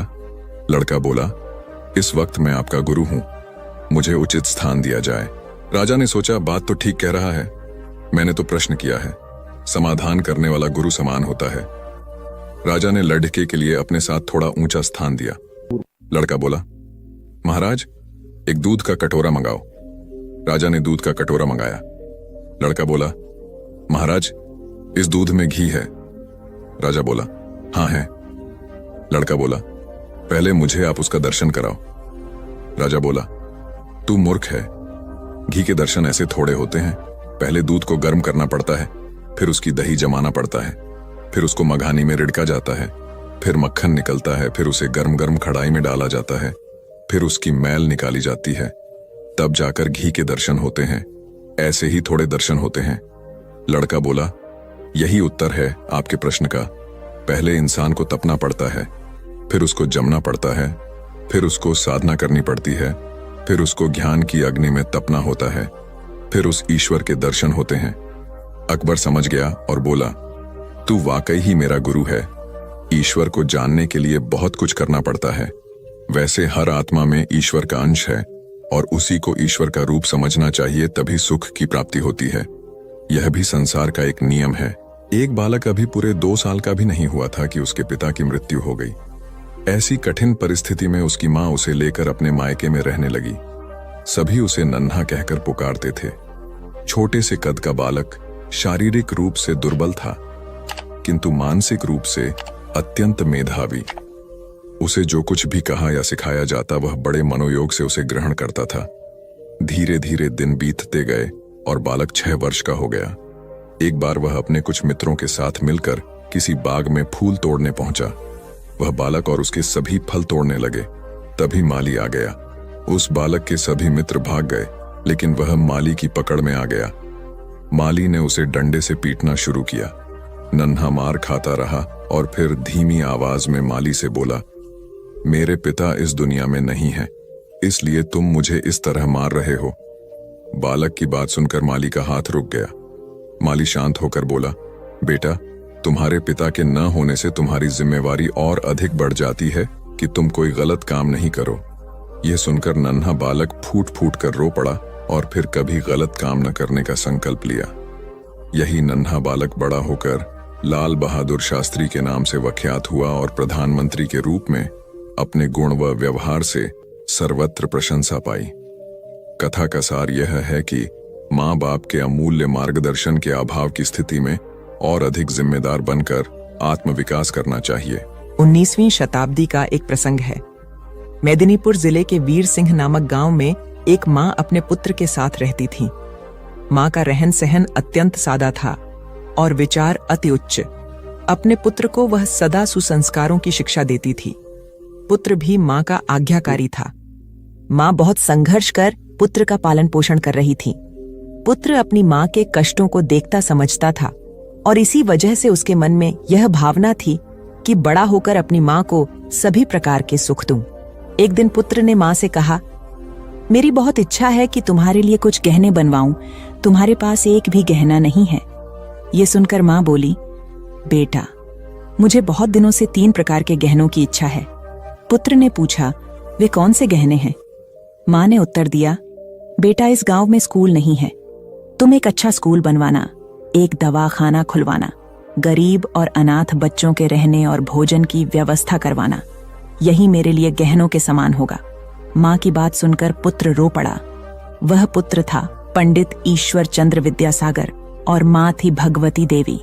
वीर सिंह गांव में इस पुत्र द्वारा स्थापित किया हुआ भगवती विद्यालय आज भी उन अमूल्य गहनों की कथा सुना रहा है।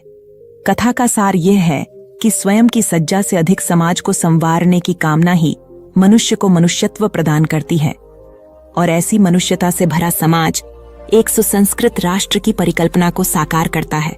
एक महात्मा बड़े ज्ञानी थे। वे प्रायः अपने शिष्यों को रामायण, महाभारत और गीता ग्रंथों की अच्छी बातें बताकर उन्हें आचरण में उतारने का आग्रह करते थे। प्रतिदिन संध्या को वे प्रवचन करते और श्रोताओं को इन धर्म ग्रंथों की कथाएं व दृष्टांत सुनाकर उनमें सदाचार जागृत करने का प्रयास करते थे। स्वयं महात्मा जी का आचरण भी तदनुकूल ही था। वे कंदमूल खाते, कभी किसी वस्तु की इच्छा न करते थे। धन संग्रह में उनकी कदापि रुचि नहीं थी। यदि कोई शिष्य अथवा श्रोता श्रद्धापूर्वक उन्हें कुछ भेंट करता तो वे तत्क्षण उसे किसी जरूरतमंद को दान कर देता। प्रवचन के पश्चात लोगों के प्रश्नों व जिज्ञासुओं का भी महात्मा जी समाधान करते। वे प्रायः रामायण आदि ग्रंथों से शिक्षा ग्रहण करने की बात कहते थे। एक दिन किसी व्यक्ति ने उनसे प्रश्न किया, महात्मा जी, रामायण को सही माना जाए या गलत? उन्होंने उत्तर दिया, वत्स, जब रामायण की रचना हुई थी तब मैं नहीं था। राम जी वन में विचरण कर रहे थे, तब भी मेरा अता पता नहीं था। इसलिए मैं नहीं बता सकता कि रामायण सही है या गलत। मैं तो सिर्फ इतना बता सकता हूं कि इसके अध्ययन एवं इससे मिलने वाली शिक्षा से सुधर कर मैं आज इस स्थिति में हूं। चाहो तो तुम भी इसका प्रयोग कर अपना जीवन बेहतर बना सकते हो। सार यह है कि धर्म ग्रंथ व नीति ग्रंथ तर्क का विषय नहीं होते, उनमें सतोमुखी जीवन के तत्व होते हैं। अतः उनसे अपने जीवन को सार्थकता देने की शिक्षा ग्रहण करनी चाहिए, न कि उन्हें तर्क की कसौटी पर कसना चाहिए। उपन्यासकार डा क्रोनिन अत्यंत निर्धन थे। पुस्तकों की रॉयल्टी या तो प्रकाशक हड़प जाते अथवा क्रोनिन को उनके हक से कम 2 क्रोनिन बहुत सीधे थे। प्रकाशकों से लड़ाई कर अपना हक लेना उन्हें नहीं आता था। अतः गरीबी में उनका जीवन बीत रहा था। इसी गरीबी में जैसे तैसे उन्होंने चिकित्सा की पढ़ाई पूर्ण की और डॉक्टर बन गया। जब वे चिकित्सा के क्षेत्र में आए तो कुछ लोगों ने उन्हें इसके जरिए पैसा कमाने का तरीका बताया। वे लोगों की बातों में आकर मरीज से मोटी फीस वसूलने लगे। वे किसी भी निधन पर दया नहीं करता और पूरा चिकित्सा खर्च लेते। यह देखकर क्रोनिन की पत्नी बहुत दुखी हुई। वे अत्यंत दयालु थीं। पति की गरीबों के साथ यह निर्दय देख एक दिन वे बोली, हम गरीब ही ठीक थे, हमसे कम दिल में दया तो थी। उस दया को खोकर तो हम कंगाल हो गए, अब मनुष्य ही नहीं रहे। पत्नी की मर्मस्पर्शी बात सुनकर डा क्रोनिन को आत्मबोध हुआ और उन्होंने अपनी पत्नी से कहा, तुम सच कह रही हो। व्यक्ति धन से नहीं मन से धनी होता है। तुमने सही समय पर सही राह दिखाई, अन्यथा हम अमानवीयता की गहरी खाई में गिर जाते तो कभी उठ ही नहीं पाते। कथा का निहितार्थ यह है कि जब मनुष्य अपनी मानवीयता की मूल पहचान से डिगने लगता है तो सामाजिक नैतिकता तो खंडित होती ही है, वह स्वयं भी भीतर खोखला हो जाता है, क्योंकि ऐसा उनकी पवित्र संस्कारशीलता बलि चढ़ चुकने के बाद ही होता है। बौद्ध धर्म का व्यापक प्रचार प्रसार हो चुका था। अनेक बौद्ध मठ स्थापित हो चुके थे। सभी मठों में योग्य आचार्य व कुलपित की नियुक्ति की जानी थी, ताकि वे बौद्ध धर्म के समुचित प्रसार में अपनी महती भूमिका निभा सकें। आचार्य व कुलपति की नियुक्ति में उनके ज्ञान और विवेक के अतिरिक्त उनकी परहित रुचि को भी विशेष रूप से परखा जाता था, क्योंकि मठ सामूहिक हितों को प्रमुखता देते थे। एक बड़े बौद्ध मठ के लिए योग्य कुलपति की नियुक्ति उन दिनों चर्चा का विषय थी। उस बौद्ध मठ के आचार्य ज्ञान और विवेक के धनी मोदगल्यायन थे। कुलपति पद के लिए 3 उम्मीदवार थे और तीनों ही योग्य थे, किंतु चुनाव तो एक का ही करना था। अतः तीनों की परीक्षा लेने के लिए तीनों को जंगल में भेजा गया। आचार्य मोदगल्यायन उनकी परीक्षा लेने के लिए पहले ही जंगल में पहुंच गए। उन्होंने मार्ग में कांटे बिछा दिए। संध्या होने तक तीनों उम्मीदवार भी वहां आ पहुंचे। मार्ग में कांटे देखकर तीनों रुके। एक ने कुछ सोचकर अपना रास्ता बदल लिया, दूसरे ने कांटों पर से कूदकर रास्ता पार किया, तीसरा मार्ग से कांटे हटाने लगा ताकि मार्ग दूसरों के लिए निष्कंटक बन जाए। आचार्य मोदगल्यायन ने छुपकर यह देखा। यह सब देखकर आचार्य मोदगल्यायन ने इस तीसरे उम्मीदवार को यह कहते हुए कुलपित घोषित किया कि मठ में सत्प्रवृत्तियों को परंपरा वही डाल सकेगा जो सभी का ध्यान रख सके और अपने आचरण से प्रेरणा देने की क्षमता रखता हो। कथा का सार यह है कि निजी हितों पर सामूहिक हितों को वरीयता देने वाला ही सच्चा नेतृत्व करता होता है।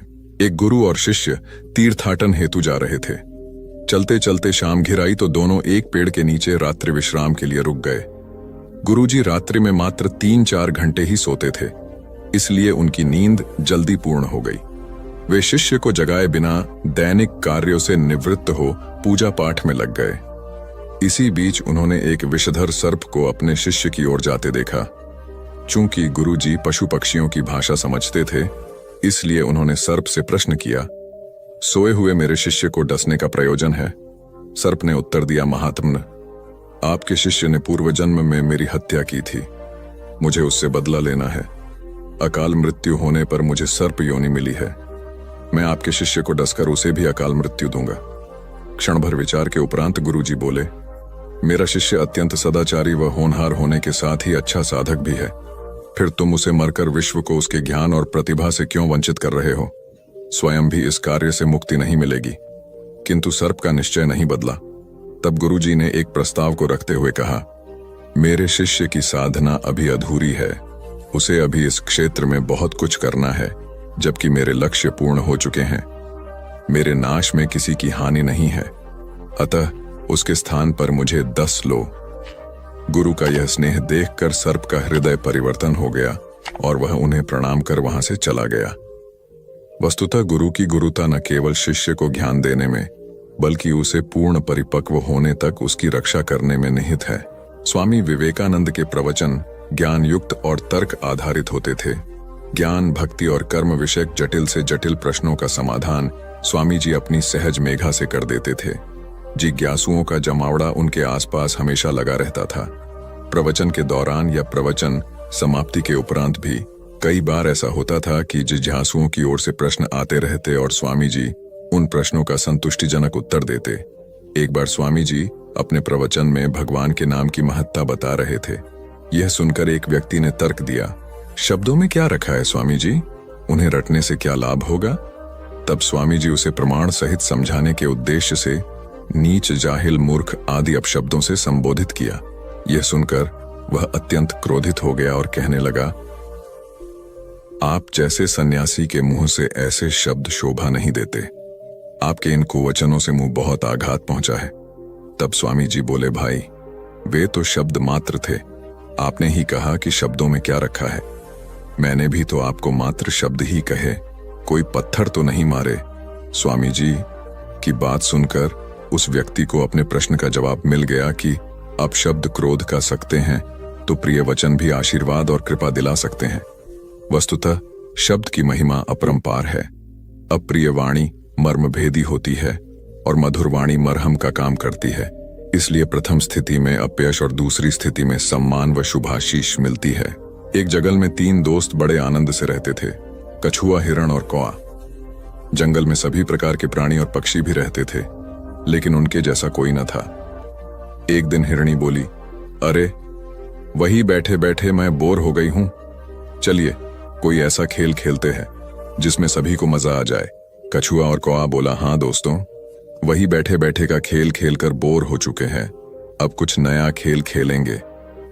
कौवे को हिरण बोली, ठीक है, तो तुम एक बड़े से पेड़ पर बैठकर आंखें बंद करके 10 तक गिनती करो और हम दोनों छुपेंगे। उसके बाद तुम हमें ढूंढना। ढूंढने पर जो भी पहला मित्र दिखेगा वो तुम्हारी जगह पर 10 तक गिनती करेगा और तुम छुप जाना। कौआ गिनती करने लगा, हिरण और कछुआ छुपने लगे। इसी तरह खेल चलता रहा। जब खेल खेलकर तीनों मित्र थक गए, तब एक जगह बैठकर बातें करने लगे। उतने में एक शिकारी वहां से गुजर रहा था। तभी उसकी नजर हिरण, कौआ और कछुए पर पड़ी। शिकारी ने जैसे ही तीनों मित्रों को देखा, उन्हें पकड़ने के लिए दौड़ा। खतरे का आभास होते ही हिरण और कौआ रफू चक्कर हो गए, यानी कि वहां से भाग गए। कछुए को आभास हुआ, परंतु कछुए की चाल धीरे होने के कारण शिकारी के हाथ लग गया और शिकारी उसे अपने कपड़े में बांधकर ले जाने लगा। शिकारी मन ही मन खुश हो गया। हिरण नहीं तो कछुआ ही सही, रात का तो प्रबंध हो गया, यह कहकर वहां से जाने लगा। उधर हिरण और कौआ अपने मित्र को ऐसे शिकारी के कैद में देखकर दुखी होने लगे। तभी शिकारी भोजन में कछुए को खाने वाला है। यह सुनकर हिरण और कौवे ने एक योजना बनाई। कौवे ने हिरण को कहा कि जैसे ही शिकारी यहां से जब जाने लगेगा, तब तुम उसके सामने जाना। जब शिकारी तुम्हें देखेगा तो अपनी पोटली जमीन पर रखकर तुम्हें पकड़ने के लिए जैसे ही दौड़ेगा, मैं जमीन पर रखी हुई पोटली पकड़कर उड़ जाऊंगा और तुम वहां से भाग जाना। जैसे ही शिकारी वहां से जाने लगा, हिरनी उसके सामने आ गई। शिकारी ने हिरनी को पकड़ने के लिए पोटली जैसे ही जमीन पर रखी, कौआ अपनी चोंच में पोटली पकड़कर उड़ गया। शिकारी हिरण को पकड़ने के लिए दौड़ा और पीछे मुड़कर देखा कौआ। पोटली चोंच में पकड़कर उड़ रहा था और इधर हिरण पलक झपटे ही भाग गई। शिकारी निराश होकर घर लौट गया। कौवे ने पोटली को महफूज जगह पर रखा और कछुए को शिकारी के चंगुल से आजाद कराया और तीनों मित्र आनंद से रहने लगे। इससे हमें यह सीख मिलती है कि असली दोस्ताना वही जो समय पर काम आए। एक किसान था जिसके 2 बेटे थे। वह बहुत ही आलसी और निकम्मे थे। वह अपने पिता को कामकाज में हाथ बटाने के बजाय आलस किया करते थे, इधर उधर घूमते फिरते थे। किसान को अपने बेटों की बहुत फिक्र थी। वह सोचते थे कि मेरे मरने के बाद इनका क्या होगा, ये अपना पेट कैसे भरेंगे, अपने परिवार को कैसे संभाल पाएंगे। एक दिन किसान की हालत बहुत ही गंभीर थी, कहने का मतलब किसान मरने की हालत में था। तभी किसान ने अपने दोनों बेटों को बुलाकर उनसे कहा कि हमारे खेत में एक खजाना गड़ा हुआ है, लेकिन वह किस जगह है उसकी जानकारी मुझे भी नहीं है, लेकिन खोदने के बाद तुम्हें वो खजाना मिल जाएगा। इतना कहकर किसान भगवान को प्यारे हो गए। खजाने की खबर सुनकर दोनों बेटों के मन में लालच आ गया और वो दोनों खेत पर चले गए और खेत को खोदने लगे। खजाने के लालच में कुछ ही दिनों में पूरे खेत को खोदने के बाद वह घर जाकर बैठ गए और वह अपने पिता को कोसने लगे। इसी तरह कुछ महीने बीत गए और वर्षा ऋतु का आगमन हुआ। किसान के बेटों के पास पेट भरने के लिए सिर्फ एक ही जरिया था, वो थी खेती। तब बाकी किसानों की तरह किसान के बेटों ने खेत में बीज बोने शुरू कर दिए। वर्षा का पानी पाकर वह बीज अंकुरित हुए और देखते ही देखते खेत लहराने लगे। ऐसा लग रहा था कि हवा के झोंके से लहरा रहे थे। यह देखकर किसान के बेटे बहुत खुश हो गए। उनको समझ आ गया कि परिश्रम ही सच्चा धन होता है और वो उसी तरह से अपने पिता के शब्दों का मोल भी समझ गए और अपने कामकाज में लग गए। यही कहानी आज हम सबकी भी है। मित्रों, इसी पेड़ की तरह हमारे माता पिता भी होते हैं। जब हम छोटे होते हैं तो उनके साथ खेलकर बड़े होते हैं और बड़े होकर उन्हें छोड़कर चले जाते हैं और तभी वापस आते हैं जब हमें कोई जरूरत होती है। धीरे धीरे ऐसे ही जीवन बीत जाता है। हमें पेड़ रूपी माता पिता की सेवा करनी चाहिए, ना कि सिर्फ उनसे फायदा लेना चाहिए। इस कहानी में हमें दिखाई देता है कि उस पेड़ के लिए वह बच्चा बहुत महत्वपूर्ण था और वह बच्चा बार बार जरूरत के अनुसार उस सेब के पेड़ का उपयोग करता था, ये सब जानते हुए भी कि वह उसका केवल उपयोग ही कर रहा है। इसी तरह आजकल हम भी हमारे माता पिता का जरूरत के अनुसार उपयोग करते हैं और बड़े होने पर उन्हें भूल जाते हैं। हमें हमेशा हमारे माता पिता की सेवा करनी चाहिए, उनका सम्मान करना चाहिए और हमेशा, भले ही हम कितने भी व्यस्त क्यों ना हो, उनके लिए थोड़ा समय तो भी निकलते रहना चाहिए। एक समय की बात है, एक बार गौतम बुद्ध अपने शिष्यों के साथ बैठे हुए थे। तभी वहां एक व्यक्ति आया जो बहुत क्रोध में था और गौतम बुद्ध के पास आकर बहुत भला बुरा कहने लगा।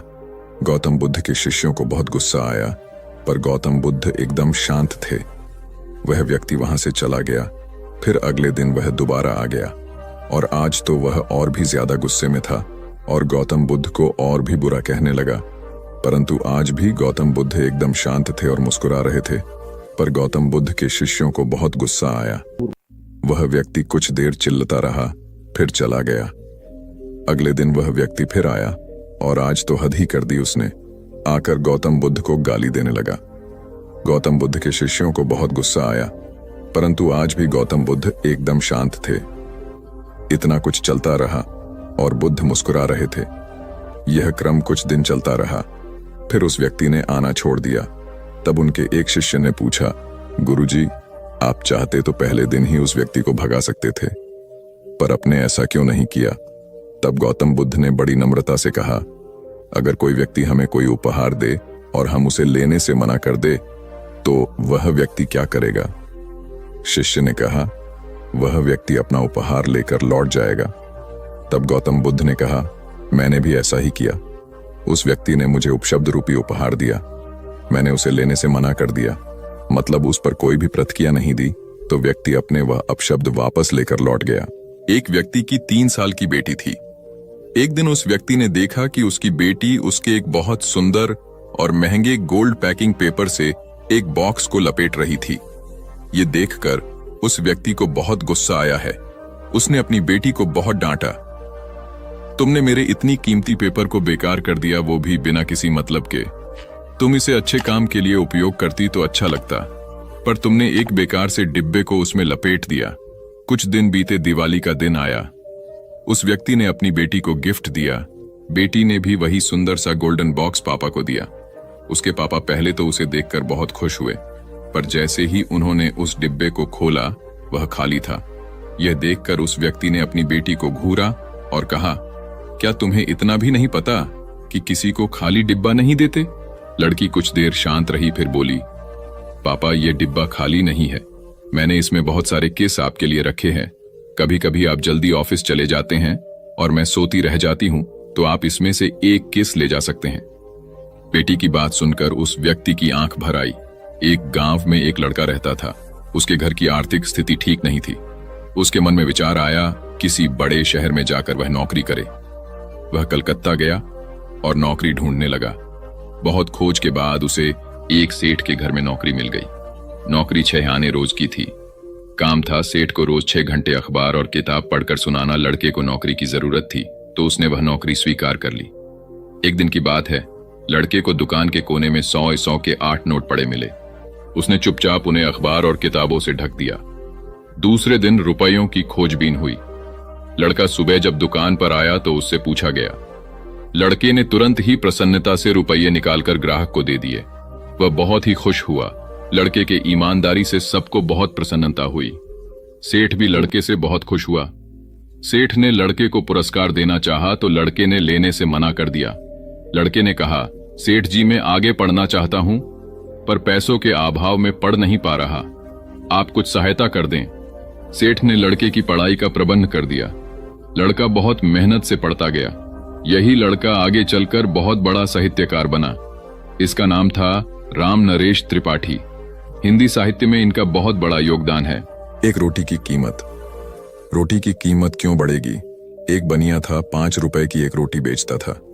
उसे रोटी की कीमत बढ़ानी थी, लेकिन बिना राजा की अनुमति कोई भी अपने दाम नहीं बढ़ा सकता था। लिहाजा राजा के पास बनिया पहुंचा।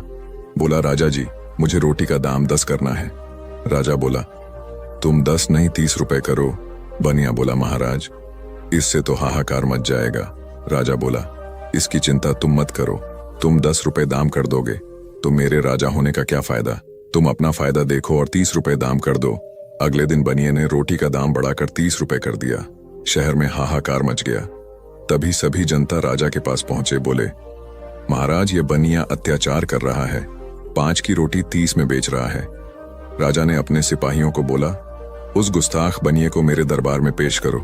बनिया जैसे ही दरबार में पहुंचा, राजा ने गुस्से में कहा, गुस्ताख तेरी ये मजाल, तूने बिना मुझसे पूछे कैसे दाम बढ़ा दिया? ये जनता मेरी है, तू इन्हें भूखा मारना चाहता है। राजा ने बनिए को आदेश दिया, तुम रोटी कल से आधे दाम में बेचोगे, नहीं तो तुम्हारा सर कलम कर दिया जाएगा।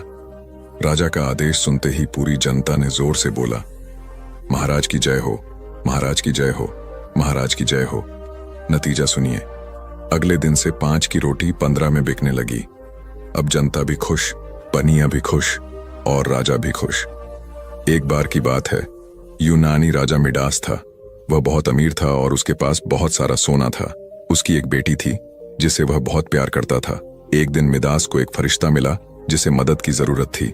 उसने उसकी मदद की और बदले में वह एक इच्छा देने को तैयार हो गई। मिडास की इच्छा थी कि वह जिस चीज को छुए वह सोना बन जाए। उनकी इच्छा दी गई थी। अपने घर के रास्ते में उसने चट्टानों और पौधों को छुआ और वे सोने में बदल गए। जैसे ही वह घर पहुंचा, उत्साह में उसने अपनी बेटी को गले से लगा लिया, जो सोने में बदल गई थी। मिडास तबाह हो गया था और उसने अपना दोस्तों, आपने आज के इस वीडियो से क्या सीखा वह